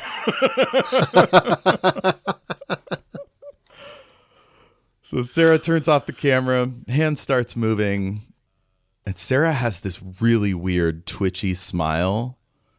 Did you catch this? I did, yeah. It's such a nuanced performance. It's really good. So Doc and Carter parkour their way down to the room. Carter grabs a wrench. It's a heck of a wrench, isn't it? It looked a little rubbery from my area. What are they doing with that wrench? What worker in a nuclear factory? Do you think they kind of improv'd this action scene? Because I don't know. I think it's terrific. I mean, the stunt fall is. The guy swings himself over a railing. Doctor doesn't even touch him.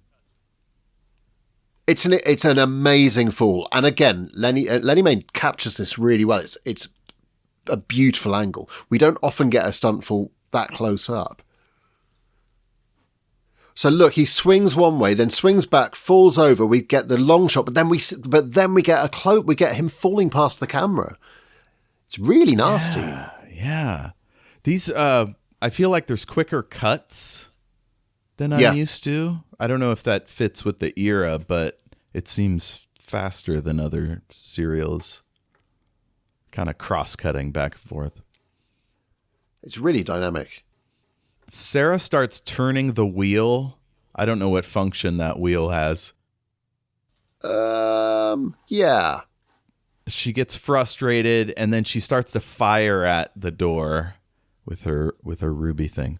Oh, wait, we can't skip the director calling to check on his wife and kid.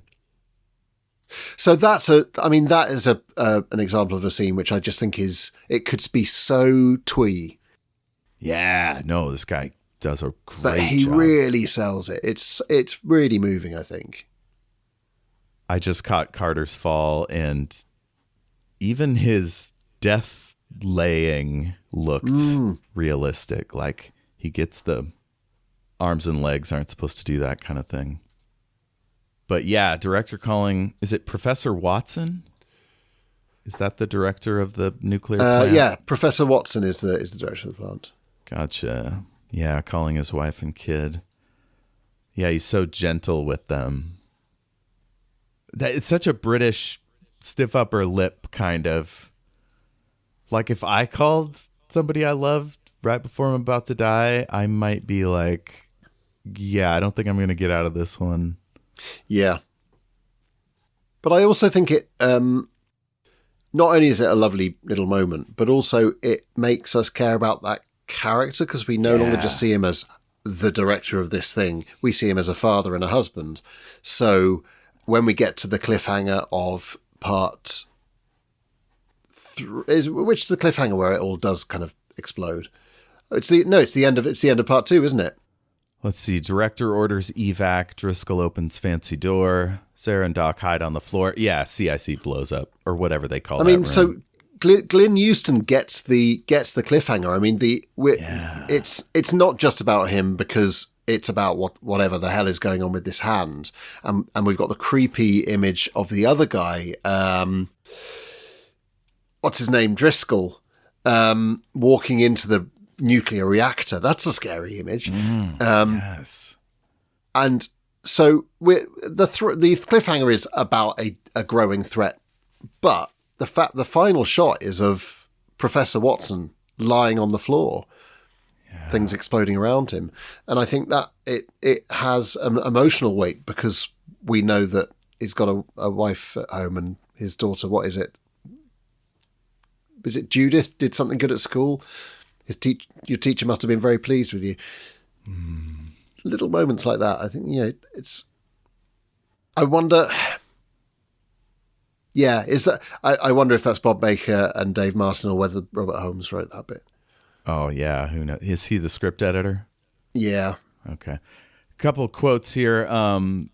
Doc's talking about what's happened to Sarah. She has RADS.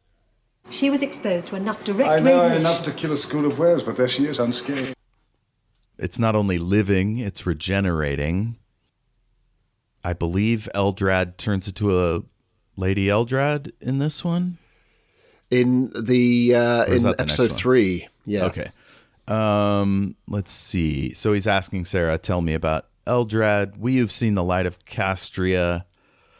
So I couldn't tell if she's possessed by Eldrad, and this is just how Eldrad acts, if she's been transformed somehow, or if she's bonded with the ghost of one of Eldrad's soldiers. I think that's the least likely. I think it's Eldrad somewhere. Okay. So yeah, Driscoll goes into the reactor. Doc tells Sarah to go back. She follows him anyway. Nobody wears suits as they go down to the fishing room. Like, come on, folks. There's a couple people with suits earlier, but yeah. Are we past health and safety by this point? Yeah, I guess in the event of a massive radiation leak, you just put up with it. Except radiation can melt your intestines, so I feel like true. you'd want to put off that as long as possible. So let's go to episode 3. We might not make it through the whole thing. That's okay. I wanted to flag up the bit where Sarah jokingly says Eldrad must live, and the doctor turns and Yes! says, and she taps her head and says, "Just testing, just testing." Eldrad must live. What? Just testing. Oh my god, another case of her being Yeah, it's lovely. Youthful. It's so charming, isn't it? So we come back next week, episode 3. Well, so this The is where we director- get the female Eldrad, isn't it? Yes. So the director is alive. And I think we're relieved. This about that. episode's full of people that should have concussions but don't, or have their eardrums blown out. So the Doc and Sarah are alive. A sort of un-explosion has taken place. What happened? Nothing happened. A sort of unexplosion has taken place. Explosion? Yeah. There's no such thing. It escalates very fast from we're about to have a nuclear meltdown that we're going to try and stop to we're going to fire nuclear missiles at a nuclear power station. An absurd thing to do. It doesn't sound like a great plan. I don't know what the fail-safe is for a nuclear reactor, but I can't imagine it's nuclear missiles. I mean, maybe they have a really small payload. Because when they park, they are not 5 They're not miles very far away from... No, they're definitely not. They're definitely not. So the director's alive, unexplosion. Watson comes down. He's like, it's lethal in there. And I'm like, bro, the door's open. You're dead too. Like, what are you doing down here? Yeah. Driscoll's in the core, probably vaporized. Eldrad is rebuilding himself. I love this part. Sarah Jane says, that's not going to stop him, talking about the door. And Doc says, no, but I like to be tidy. Yeah, well, that's not going to stop him. No, but I like to be tidy. This is intensely interesting. And then Doc starts talking to himself, which apparently Tom Baker wanted to do. All the time. No, when Sarah Jane left, he said, well, I can just talk to myself. Why do I need a companion? So he goes, come on, let's get out of here. So they go out, they park farther away. Doc knows the missiles won't do shit, so he's just kind of lounging in the bed of the truck. This is unfortunately, so this is where I think we see the Bob Baker, Dave Martin, not writing the most kind of plausible script. I mean, this is typical of them. To write a scene where they're firing nuclear missiles at a nuclear power station in the first place, but also for them to park the Jeep and crouch behind it. Like, what? That thing is going to be sent a ways across the road into the culvert. You're going to be smushed. Yeah, bad plan. I would have gone into the culvert like Predator.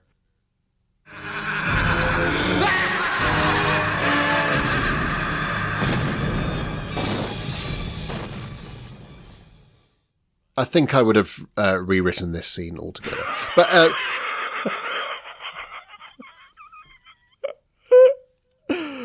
yeah, probably a good idea. But anyway, this is the point where Lady Eldrad, walks through the door she's cut open. And And she's like, ooh, what is this form? If Sarah Jane as Andy Pandy does it for you, what do we make of? I don't normally go for an updo, but Judith Paris in this very tight, spangly costume. yeah, I also don't usually go for the 7 of 9 bodysuit, but she does have charisma, which is good. Yeah, I mean, what she's wearing is a cross between 7 of 9 and like a Kylie concert. No matter, they shall fail, as the obliteration has failed. She's got a great smile. She has. And it's a good performance, and it's a stunning costume. Now, do they regenerate like Time Lords regenerate, where their personality changes? Or is she doing the same thing that the other guy is? The suggestion is that her form, and I suppose by extension then perhaps her personality and femininity are based on Sarah. Fascinating. It's probably a little bit of Carter in there too. Yes, so like the psychotic side, now that we know that, deep down Carter was a murderer. Oh God! So it's a mixture of control his whole life. So the doc has a mind meld with her. Watson gets a gun. Eldrad's talking tough. She explains how she was betrayed. She knows about Time Lords and the Doctor. Have we had that before, where just some random villain knows about the Doctor? Oh, good question. Because that's a real kind of new Who trope, isn't it? Where he says, I'm a Time Lord, and they're like, oh God, a Time Lord. Whereas in classic Who, up to this point, I think that's a really interesting thought. I don't know. Interesting. I mean, the Doctor has met people that he's met before, but not so much like random dictator knows about Time Lords. So Eldrad gives a sob story about being a martyr, but it's pretty clear, like, I built all this great stuff and they were ungrateful. That's a pretty narcissist move. They destroyed my barriers. So Watson shoots at her. She zaps him. But again, I'm sort of grateful. I feel like at this point the storytelling has become distinctly weaker, but we've got the emotional heft of still caring about this character. So it's yeah. Now some villains at that moment would have been like, you betrayed me and walked me into this. Yeah. So now I'm going to kill everybody involved. Whereas she's like, oh, that was a terrible plan. I think part of it is that she's so powerful, or that Eldrad, they are so powerful, that a guy shooting a pistol is like, They go to the TARDIS. The Doctor's diplomacy seems to be working, so they go to the TARDIS. Eldrad's really impressed, and then tries to zap his brain to learn how to use the TARDIS, and we find out the TARDIS is in a state of temporal grace. Weapons won't work. Have we had this before? I don't know whether maybe that is the first mention of temporal grace. It's another of these things that I'm just looking up whether there's a previous. It's the first mention of temporal grace. It's another of these things that it's inserted at this point simply for narrative convenience, and it's a perfectly sensible idea. By the mid-'80s, it's sort of every other story, temporal grace is mentioned, which is ironic because an awful lot of weapons are seen to work in the TARDIS. So it's an example of continuity that probably shouldn't have become... Do you mean like pistols or like melee weapons? All sorts. The Cybermen weapons work in Earthshot, and then there's pistols shot in Attack of the Cybermen stories are plenty of shooting going on inside the TARDIS. I guess the temporal grace switch had a busted spring. You see, Susan. You see, there's a little spring inside it, and it was stuck. It hadn't released itself.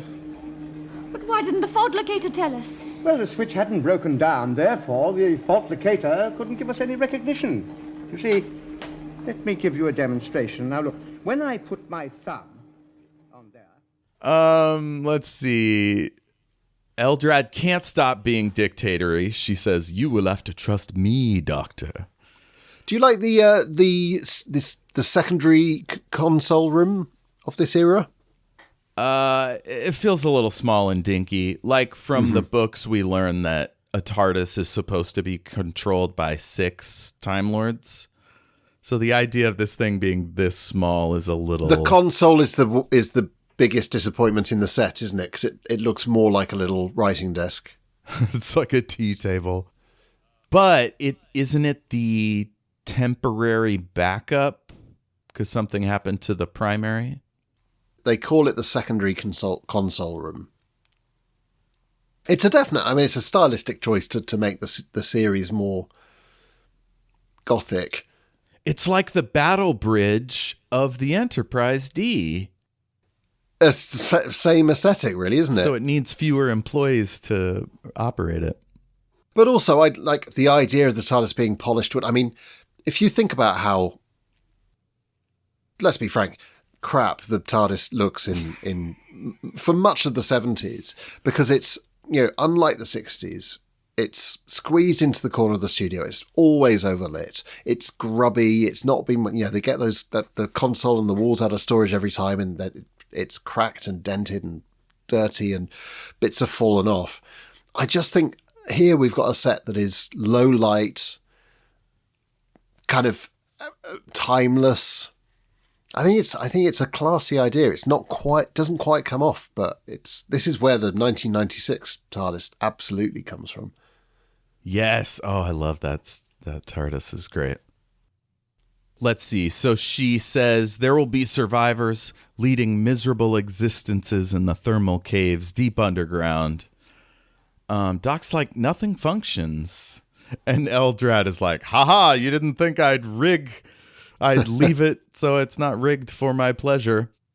I have come to claim my kingdom.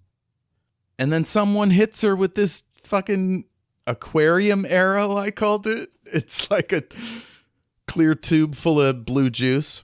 It's an arrow full of poison, isn't it? Yeah. It's a good cliffhanger. Oh, yeah. Yeah, what villain is more powerful than our super powerful villain is the thought I had. It like this episode operates on the assumption that we've forgotten the very beginning of episode 1, in which we heard what a tyrant Eldrad was, and we're seeing it now very much from Eldrad's perspective, and someone who's been unjustly discarded by their people. Oh, it suggests that her enemies are still extant. Yeah. Yeah. Interesting. Something about a crystal matrix. Yeah. The noise she makes when she gets hit as well. It goes, shoop, and she goes, ooh.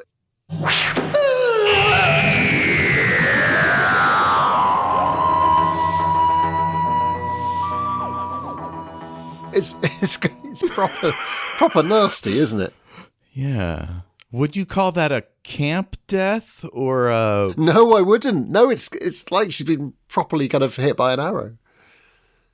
Elizabeth Sladen has a quote I enjoy here. She says, "Wait, I'm coming."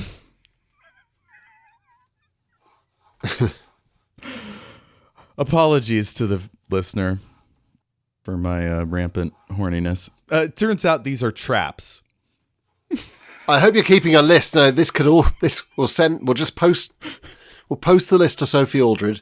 Maybe we can take a percentage. Oh my God. I think the phone line should be called Fanwank. Jesus Christ. We did it. This show doesn't have unique titles, but I'll definitely put that one in the show notes. Let's see. So it turns out she'll die unless they get Eldrad to room 306 or floor 306, whatever. Something about their crystal matrix. And then we get the locals in hooded robes. Well, do we, though? This is... Okay, so, thoughts on episode 4 as a whole? Oh, I love it. I love it. I like the misdirect that the enemy are dead. But at first I'm like, these must be robots because they seem to be operating very business-like, but also present in the moment. Because if they were just recordings, they wouldn't need to talk to each other. They just do it if it was a computer, right? It's nice that you're getting it from it. I just feel like this whole thing when they're trying to rescue Eldrad, going down the lift and all of those things, and we keep cutting back to a hooded figure very clearly not moving. It looks like something that's been stuffed is just sitting in front of this screen showing kind of Atari 2600. Atari 26, exactly that. And intruders identified, and it keeps kind of saying intruder, but nothing's happening. So it's an artificial sense of threat. But we're meant to believe that they're still there waiting for them, but I'm not sure it quite works. Is there any way to work around that? I mean, if we just focus on them, this part becomes like that part in the Daleks where the Thals and the team have to jump the chasm or whatever. It's very prosaic. I think if this was filmed, it is padding. If it was filmed now, it would obviously be, this section would be much shorter, but also that intruders identified on level 306 section that would be a camera. We'd have a camera. Oh, to show that we're watching view. Them. We'd have intruders identified. Maybe we'd have other automatic things being set off. We'd see a chain reaction of, initiating defensive pointed spears or whatever. But there would be a genuine sense of threat because we'd see a thing coming to life and various kind of traps and things. You could also use light and shadow to suggest hooded figures at consoles. You could absolutely, right at a purple sheet doing nothing is not the move. I think the fact that the camera is locked down as well. I think if you did it as a handheld shot and the figure much more out of focus in the foreground, so we get a sense of her shape, but we don't see that it's just a kind of a motionless hood. It's also just hard to believe that their civilization would have lasted this long. Yeah. Yeah. So the reveal isn't that exciting. I think that's the problem. So I wrote here, Eldrad's really laying it on thick. I'm not sure what that means. What, the dying thing? Oh, that's what that means. Which way, Eldrad? That way.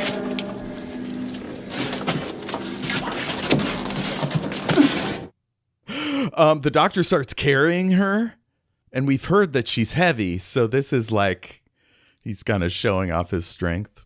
Yeah. It's nice, the idea that she is gradually kind of solidifying. The poison is just turning her into a rock. I was going to ask if this actor was a dancer, because she's able to stay good, almost completely immobile. Yeah, she's a good physical actor. I don't know that much about Judith Paris. Let's see. They walk in. Doc says it's been empty for millions of years. I'm like, where are the bodies? Or maybe he says, where are the bodies? Oh, that's right. He's like, it's sand. We're walking on them, probably. I wrote, these folks love face obscuring hoods. Alien intruders. Hey, guess what? Sorry to interrupt, but Judith Paris trained at the Royal Ballet School. Ah, wonderful. And then she was much more of a theatre actress and did a lot with the RSC. So cool. Yeah, she definitely has a classical presentation. Yeah, yeah. Sort of a Commander Sisko kind of acting style. Let's see. Boring business. Eldrad genocide anarch sentenced to obliteration. robot's out of power. I'm not sure what that means. Oh, this is when I was thinking it's a robot. And it crushed her. How did she get crushed? Something fall on her? So there's no. They put her down on a big slab. That's right. And yes. the ceiling descends, and this is a good moment because we think that the inhabitants had a plan to destroy her when she arrives. we're on with the doctor trying to rescue her, and this thing just comes down and crushes her. And apparently the story is that the set very nearly did actually crush Judith Paris. It had a safe point, but it just sort of went past it. So yeah. And wasn't it completely foam? You never know with the BBC. I mean, who knows? So I bet they dug out a void in the bottom part and maybe even the top part. You'd hope so, but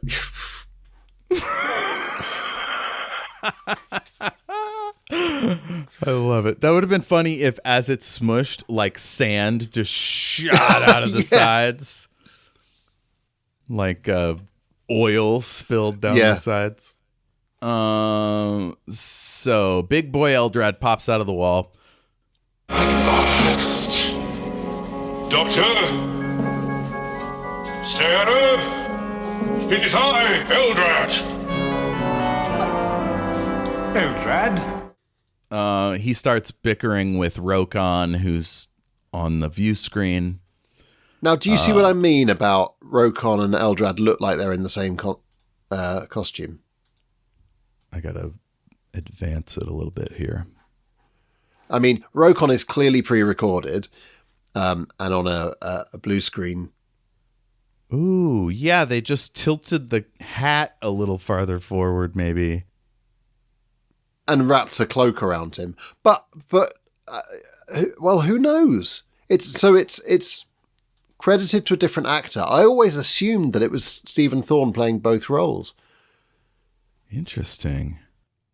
They do that sometimes, make a sort of clone race kind of vibe, like the Suntarans. But no, that's definitely a different actor inside the same suit with different lighting. I mean, the costume isn't nearly as good as the one that Judith Paris was in, is it? No, I wonder why they went less humanoid with the big, like, sides of the neck, sort of a Pizza the Hut look. Well, that's his true form, Pizza the Hut. It's a Spaceballs reference. Pizza the Hut! Well, if it isn't Lone Star and his sidekick, Puke.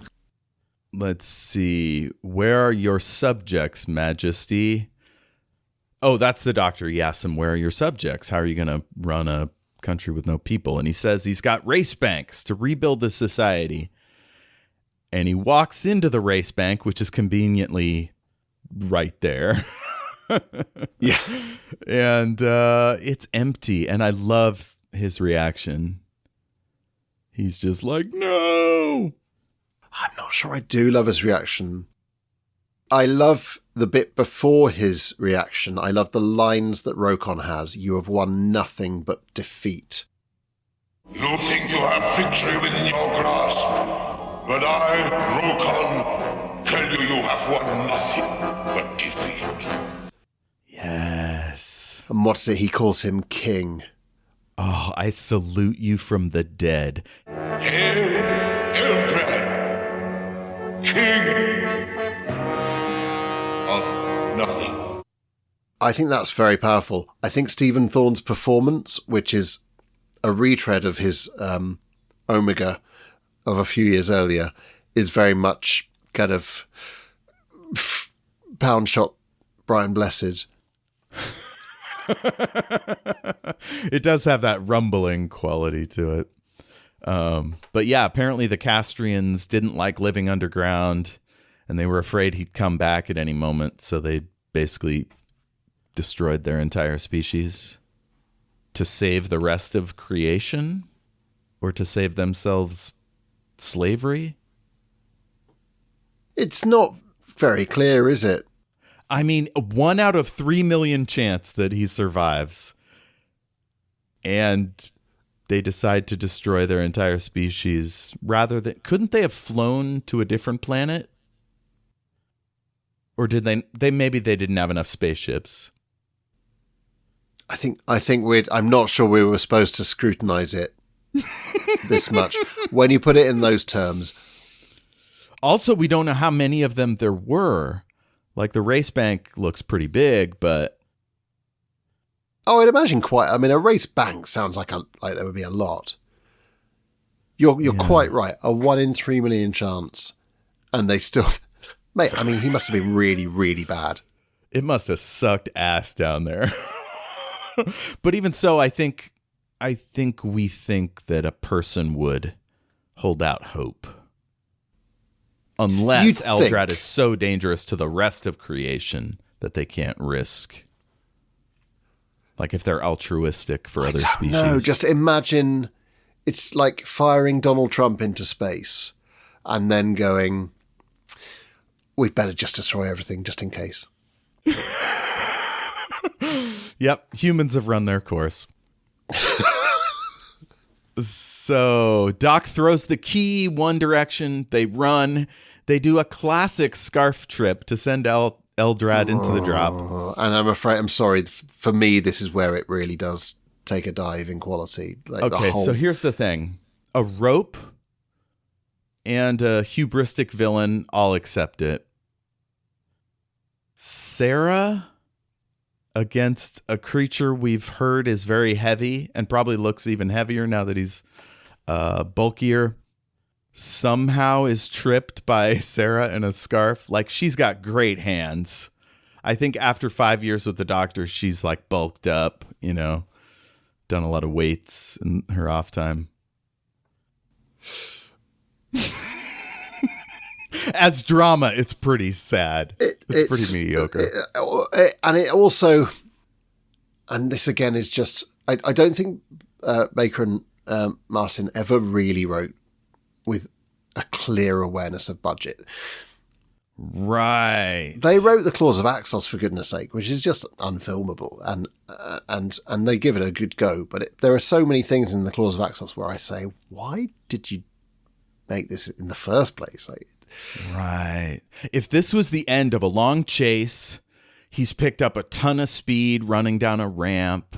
There are ways to make this less ridiculous. But they must know that this is going to be filmed in a studio. They must know that the alien planet they've stipulated is not going to be shot on film. So why are you writing an action sequence that is it's never going to work? And it really doesn't work. It looks like they filmed this last thing at night and did it in one take, because he doesn't even properly trip over either. He steps over the scarf and then goes, "Oh!" So yeah, I feel like there should have been. I've lost my balance. Oh! Like Warriors of the Deep, there should have been another way. Yeah, he steps over it. His toe gets caught. He turns around to extricate himself. No. It's utterly naff, and it's unworthy of this era of Doctor Who. So Doc throws the ring down into the pit. That feels like a bad decision. Like, if there's a bottom to that chasm and Eldrad lands in it, he's not going to die probably unless gravity smushes him or something. Yeah. Or lava. But the ring's going to land close enough to him and he's going to come back. Although I guess one mad dictator that doesn't have a ship to leave his planet isn't the most pressing danger. What you're saying is absolutely correct. It's another thing that doesn't make sense. He's fallen down a hole. That's not the end of him, is it? He's indestructible. Yeah. He was fired into space and exploded. He could climb up the side of the thing. Right. Maybe the ring can make him levitate. We don't know. It's the idea that he's just stuck there, though. There's a long history in sci-fi and fantasy of trapping an unbeatable foe in a pit. The Balrog comes to mind. Yeah, great. But then that needs to be made clear. I think if we logic this out, he needed the Doctor's TARDIS because he needed some way of getting back to Castria, and he's stuck there now because there's no way of getting off Castria. But it still feels like the kind of thing where you've left an immortal being in a hole with his, as you point out, with his ring. Have Big Finish made a sequel to this? It'd be unlike them not to have done. I did just read Ian Winterton's series about villains returning, and Eldrad is one of them. Cutaway Comics. Okay, so Cutaway Comics have done it. Yeah. So Doc says, goodbye, Castria. Sarah asks if Eldrad is dead. Doc says, probably not. Sarah says, I quite liked her, but I couldn't stand him.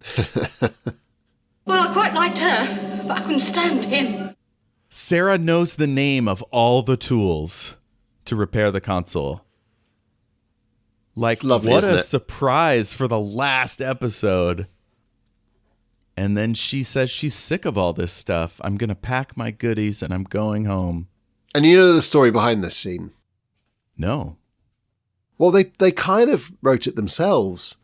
There was a version written by Robert Holmes. So Elizabeth Sladen said she didn't want to be married off, she didn't want to be killed off. And she didn't want the story to be about Sarah leaving. She wanted the focus to be the Doctor, as she felt was the way it ought to be. And she wanted it to be a really good story to end on, and then a scene for her to leave. So Robert Holmes wrote the original version of the scene, and Elizabeth Sladen and Tom Baker were allowed to work it out themselves how they're going to do it. So this is sort of semi improvised by them. Wow. It's very Bakery in that he's kind of ignoring her while something very important is happening. But their actual goodbye is pretty sweet.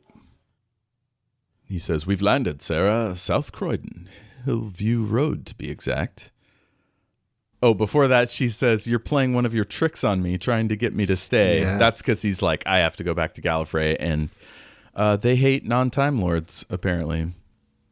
You're playing one of your tricks on me, just trying to make me stay. No. I've received a call, and as a Time Lord, I must obey.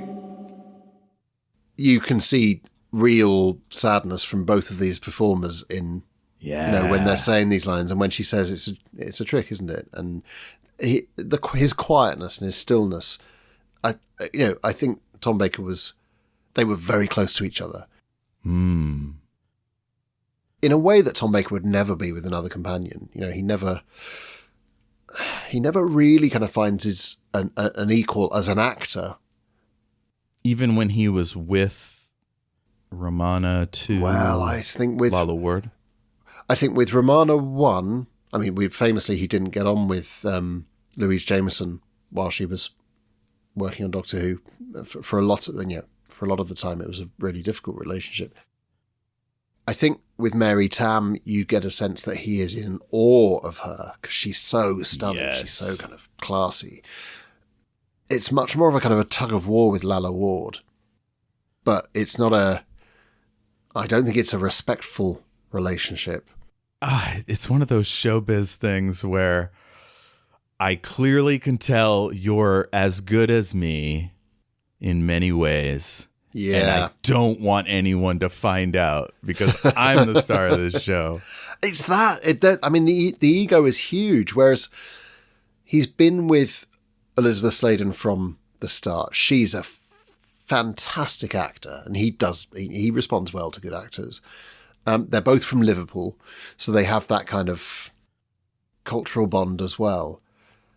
I think it's the closest Doctor Who gets, arguably, with the exception of Sylvester McCoy and Sophie Aldred, to having a kind of Steed and Mrs. Peel double act at the helm of the show. It's a very different kind of double act. Where you have an eminently capable woman. It's that. She's not the same as him, but she is his equal in many a context, and she has agency. We don't get that again for a long time. I mean, that's obviously that's the way it's written now. That was in 2005. That was assumed, and Russell T Davies very keen to make sure that the companion was as much the main character, if not maybe even more so. Yeah, like they kind of teach Romana to be her own version of the Doctor, but it happens like right at the end or near the end, Horns of Naimon maybe and beyond. But she doesn't get a leaving scene like this. I mean, this is, no, for my money, it's up there with the most moving leaving scenes Doctor Who has ever given us. She's like a college kid moving out of the house. It's like that, isn't it? Yeah. And her parents are moving to Spain or something. Like, she can never really go home again. So she's got like a stuffed animal and some silk flowers. Like fake flower. I mean, what? This is what you're taking with you? Yeah, she should have had like some alien tech, you know, like she whips out a hologram watch or something. But she's too good for that sort of thing. No, stuffed owl. I love her talking to a dog. He blew it. Oh. He blew it. It's wonderful, isn't it? You know, wait until the TARDIS has actually left and then to look around and go. I mean, is there anything more prosaic and human than talking to a dog? I know. Like, that's Earth, baby. And it's a very kind of ordinary cul-de-sac, isn't it? Yeah. Just a complete contrast with where they just were. She's whistling. Oh. She's whistling a tune called Daddy Wouldn't Buy Me a Bow Wow. That sounds terrible. Is that a popular tune? Oh, yes. No, we're in the UK. We're whistling it all the time.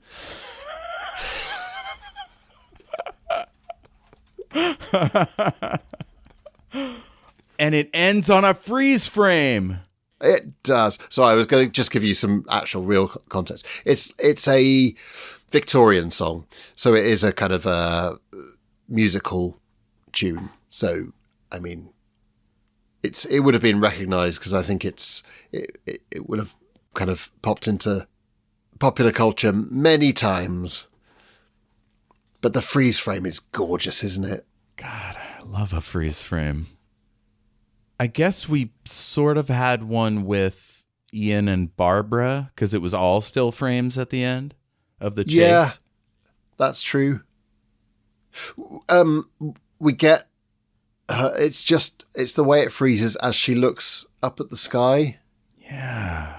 And I don't know whether that was planned or whether that was just a happy accident and they found that frame. I was like, yeah, that's the one. But it's like, yeah, it's looking up there and it's goodbye. And it's quite unusual to end an episode on the companion who's left, rather than the normally we would cut back to the Doctor. Yeah, he's sad to have left behind a friend or whatever. But this is about her. This is the end of her story. Wow.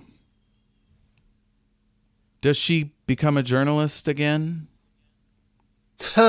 Well, I guess that, I mean, who's gone through all of the different versions of Sarah Jane in books and audio and all that media? But in School Reunion, does she say what she's been up to? She's still a journalist, and actually in the Sarah Jane Adventures, there is a bit where, yeah, she occasionally journalisms in Sarah Jane, and there's a point where someone says to her, it's one of the kids says, "Is this what you do?" And she's like, "Well, yeah. How do you think I've got a house? What do you think pays for this?" I love the conceit that in the Doctor Who universe, people will read stories about this shit and think it's real. It's like Weekly World News stories. Do you think that's what she's writing? Well, I mean, in the Dresden Files, Susan writes for one of those, and it just happens to be real magic shit. But in Doctor Who, we don't really do aliens are real until, I don't know, season 2 of the new series. No, I mean, I was also thinking a lot of Sarah's stories would be unit, Official Secrets Act. Although I think that they never got her to sign the Official Secrets Act, so she can write what she likes. But I suspect Invasion of the Dinosaurs would be off limits. Right. The Brigadier is very strict about that one. But there's nothing stopping her writing The Monster of Peladon for Woman's Weekly, is there? The Sunmakers. Except for the fact that I'm not sure the readership would be quite right. She's in the Sunmakers, right? Or is that Leela? No, that's Leela, actually. Oh, okay. Which one was I thinking?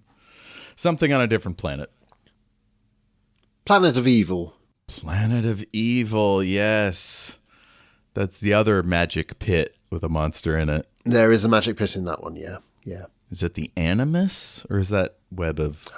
No, that's Web of Fear. Web of Fear. Web of Fear? It's anti... Web of... No, not Web of Fear, Web Planet. The Web Planet. The Web Planet. So many webs. No, in Planet of Evil, it's the antimatter monster. Yes. Okay. All right. Well, we're near the end. How do people find you on the internet?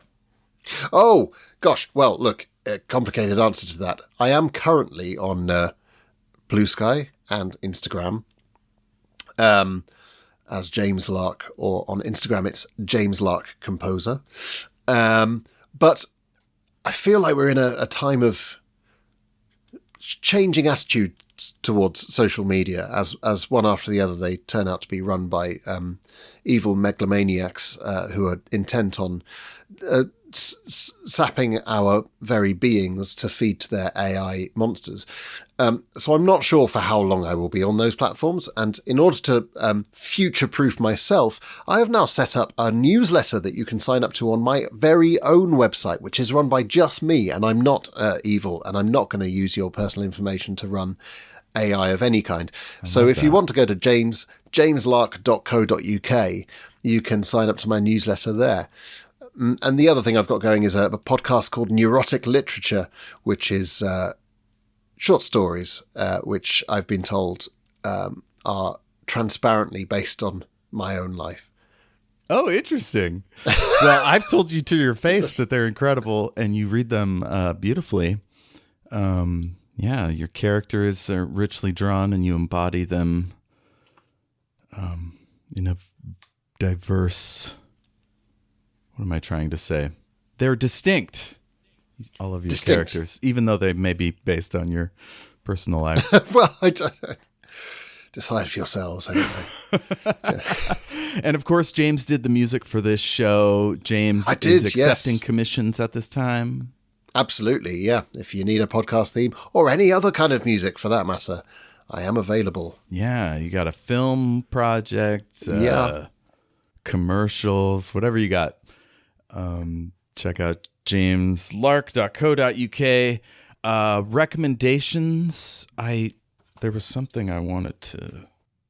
Oh, I started rereading Les Miserables by Victor Hugo, as narrated by George Guidall. It's an excellent translation. And how, I mean, does it rattle along as a novel, or is it quite wordy? Rattle along is not how I would describe a Victor Hugo novel.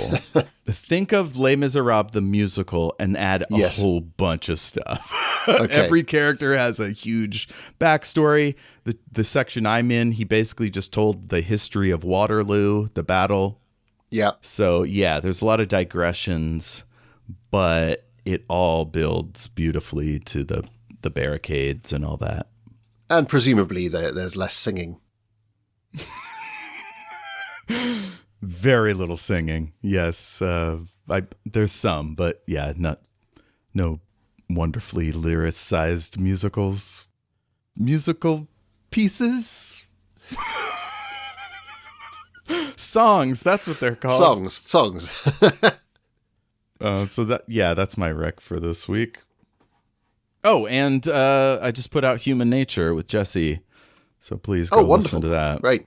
Oh, well. Great episode. Oh, my God. I was so nervous to rewatch it because I was like, this is going to be so intense. But there's enough like tension breakers and funny moments. Oh, it's got sweet moments as well, hasn't it? Yeah. Anything on your end you want people to know about? Well, there's a series called Small Profits, which I don't know if it's available over where you are yet. It's a BBC series. It's written by Mackenzie Crook, who you might know from the British series of The Office, or a thing called The Detectorists. Very kind of quirky comic actor, and he's written this very quirky comedy. Is it a comedy? It's sort of a little bit bittersweet and wistful, but it is superficially a comedy, and it's got a wonderful turn by Michael Palin, playing the main protagonist's father. It just sort of veers from gentle kind of social commentary to pure fantasy. Really strange series, but really delightful. So strong recommend. I'm far from the only person recommending that. That sounds wonderful. I was going to say, now that the Supreme Court has blocked Trump's tariffs, maybe I can get box sets from other countries now. But now that we're at war with who the knows? universe, Has the BBC been? I don't know. Has the BBC been banned now that Trump is suing them? What? He's suing. Have you not heard about this? He's suing everyone. You can't ban a foreign TV station. Do you know why he's suing the BBC? I mean, in international court, the WTO. Like, where's this lawsuit happening? He's suing the BBC on the basis that he says that a speech of his was edited to make him look foolish. Now, the speech was edited. I would strongly argue that the actual foolishness was coming across in the speech, not as a result of the edit, but as a result of the speech. Okay. So you cut out 50 minutes of a long, rambling Castro speech and give us something Still comes from across the as Castro. beginning and something from the end. Of course, any documentary has a point of view. The creators maybe want to draw a link there, but that's part of the case that will one day end up at The Hague, or at least the Supreme Court, is that those two things led to the attack on the Capitol. So, of course, every lawsuit is bullshit, but the problem is here, the big media companies just settled out of court with these huge millions of dollars of settlement. It's basically a campaign contribution, or pure graft and corruption, which obviously wouldn't apply to the BBC. It's I don't believe legally there's much of a case. It's almost like there are, I don't know, some kind of files or something that Donald Trump doesn't want attention drawn to. I don't know, some kind of files. I don't know, just something that he would rather we were looking in a different direction, and it's almost like he's just throwing as many other little bombs, literal in some cases, to distract us. When do you think is the last time we had a country go fascist because the leaders were pedophiles? Should I cut this part out? I don't know. He'll be suing you next. Well, I'm fucked. Thank you, listener, for enjoying the show as long as it lasted. Well, I guess I'm more of a no press is bad press guy, so I would take it all the way to court. But then I'd be broke and couldn't make a podcast anymore. It would ruin your life, but you'd get a hell of a lot of listeners. Yeah, I'll give the admin and the logins to a friend. So while I'm in the camps, people could still listen to it. I hope you're going to put this out in its entirety, but just redact certain words. Yeah, anytime I mention Trump, I'll just go. Yeah, it's unclear from context who we could be talking about. Yeah, we could be talking about Woody Allen, Bill Clinton, Larry Summers. I could go on. Peter Thiel. Peter Mandelson. Prince Andrew. Prince Andrew. Jesus Christ. This is bad. But my opinion is pointless and minuscule in the grand scheme of things. But I did always, from the beginning, say to anybody who would listen, if you have religious values or morals, why are you nominating a rapist? I mean, it's chickens coming home to roost, you know? It's astonishing, isn't it? Yeah. Hitler was probably a pedophile too. I don't know. I was about to be like, well, at least Hitler didn't. And I'm like, no, you don't do that. That's not a thing. You gotta hand it to him. You gotta hand it to him. At least you could leave your children with him.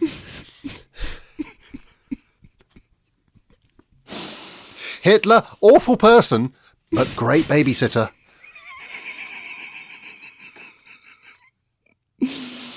Freeze frame. There we go.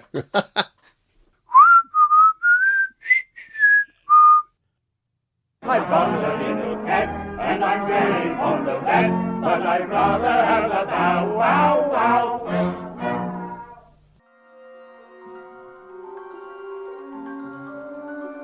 A huge thanks to James Lark of jameslark.co.uk for providing our wonderful theme song.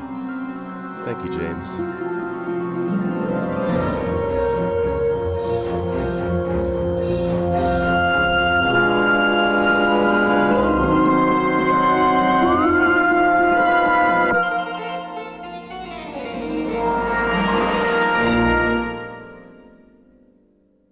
We could just go out on...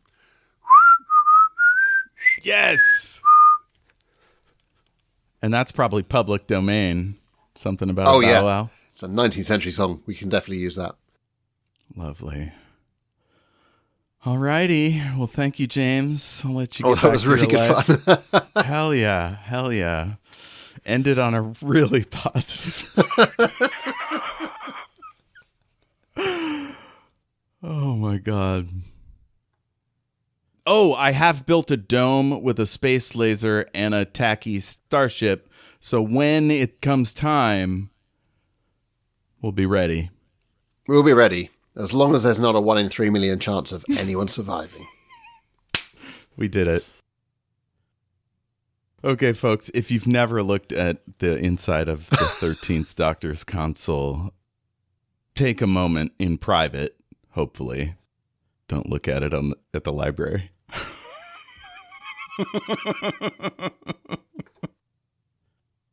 Written by... Oh, what's his name? This is a terrible recommendation because I can't remember the name of the guy who wrote it. This is you'll edit this, right? Of course, absolutely. I have to make my guests and hosts feel smart or seem smarter than you know what I mean. I make sure everyone sounds their best. Yeah. No, Mike! Mike! No! Eldrad must live. Eldrad must live. Eldrad must live. Eldrad must live. Eldrad must live. So if the spring were broken, it would be as if your finger were pressing it down all the time. Precisely. As simple as that. Oh. We will descend to the thermal chambers.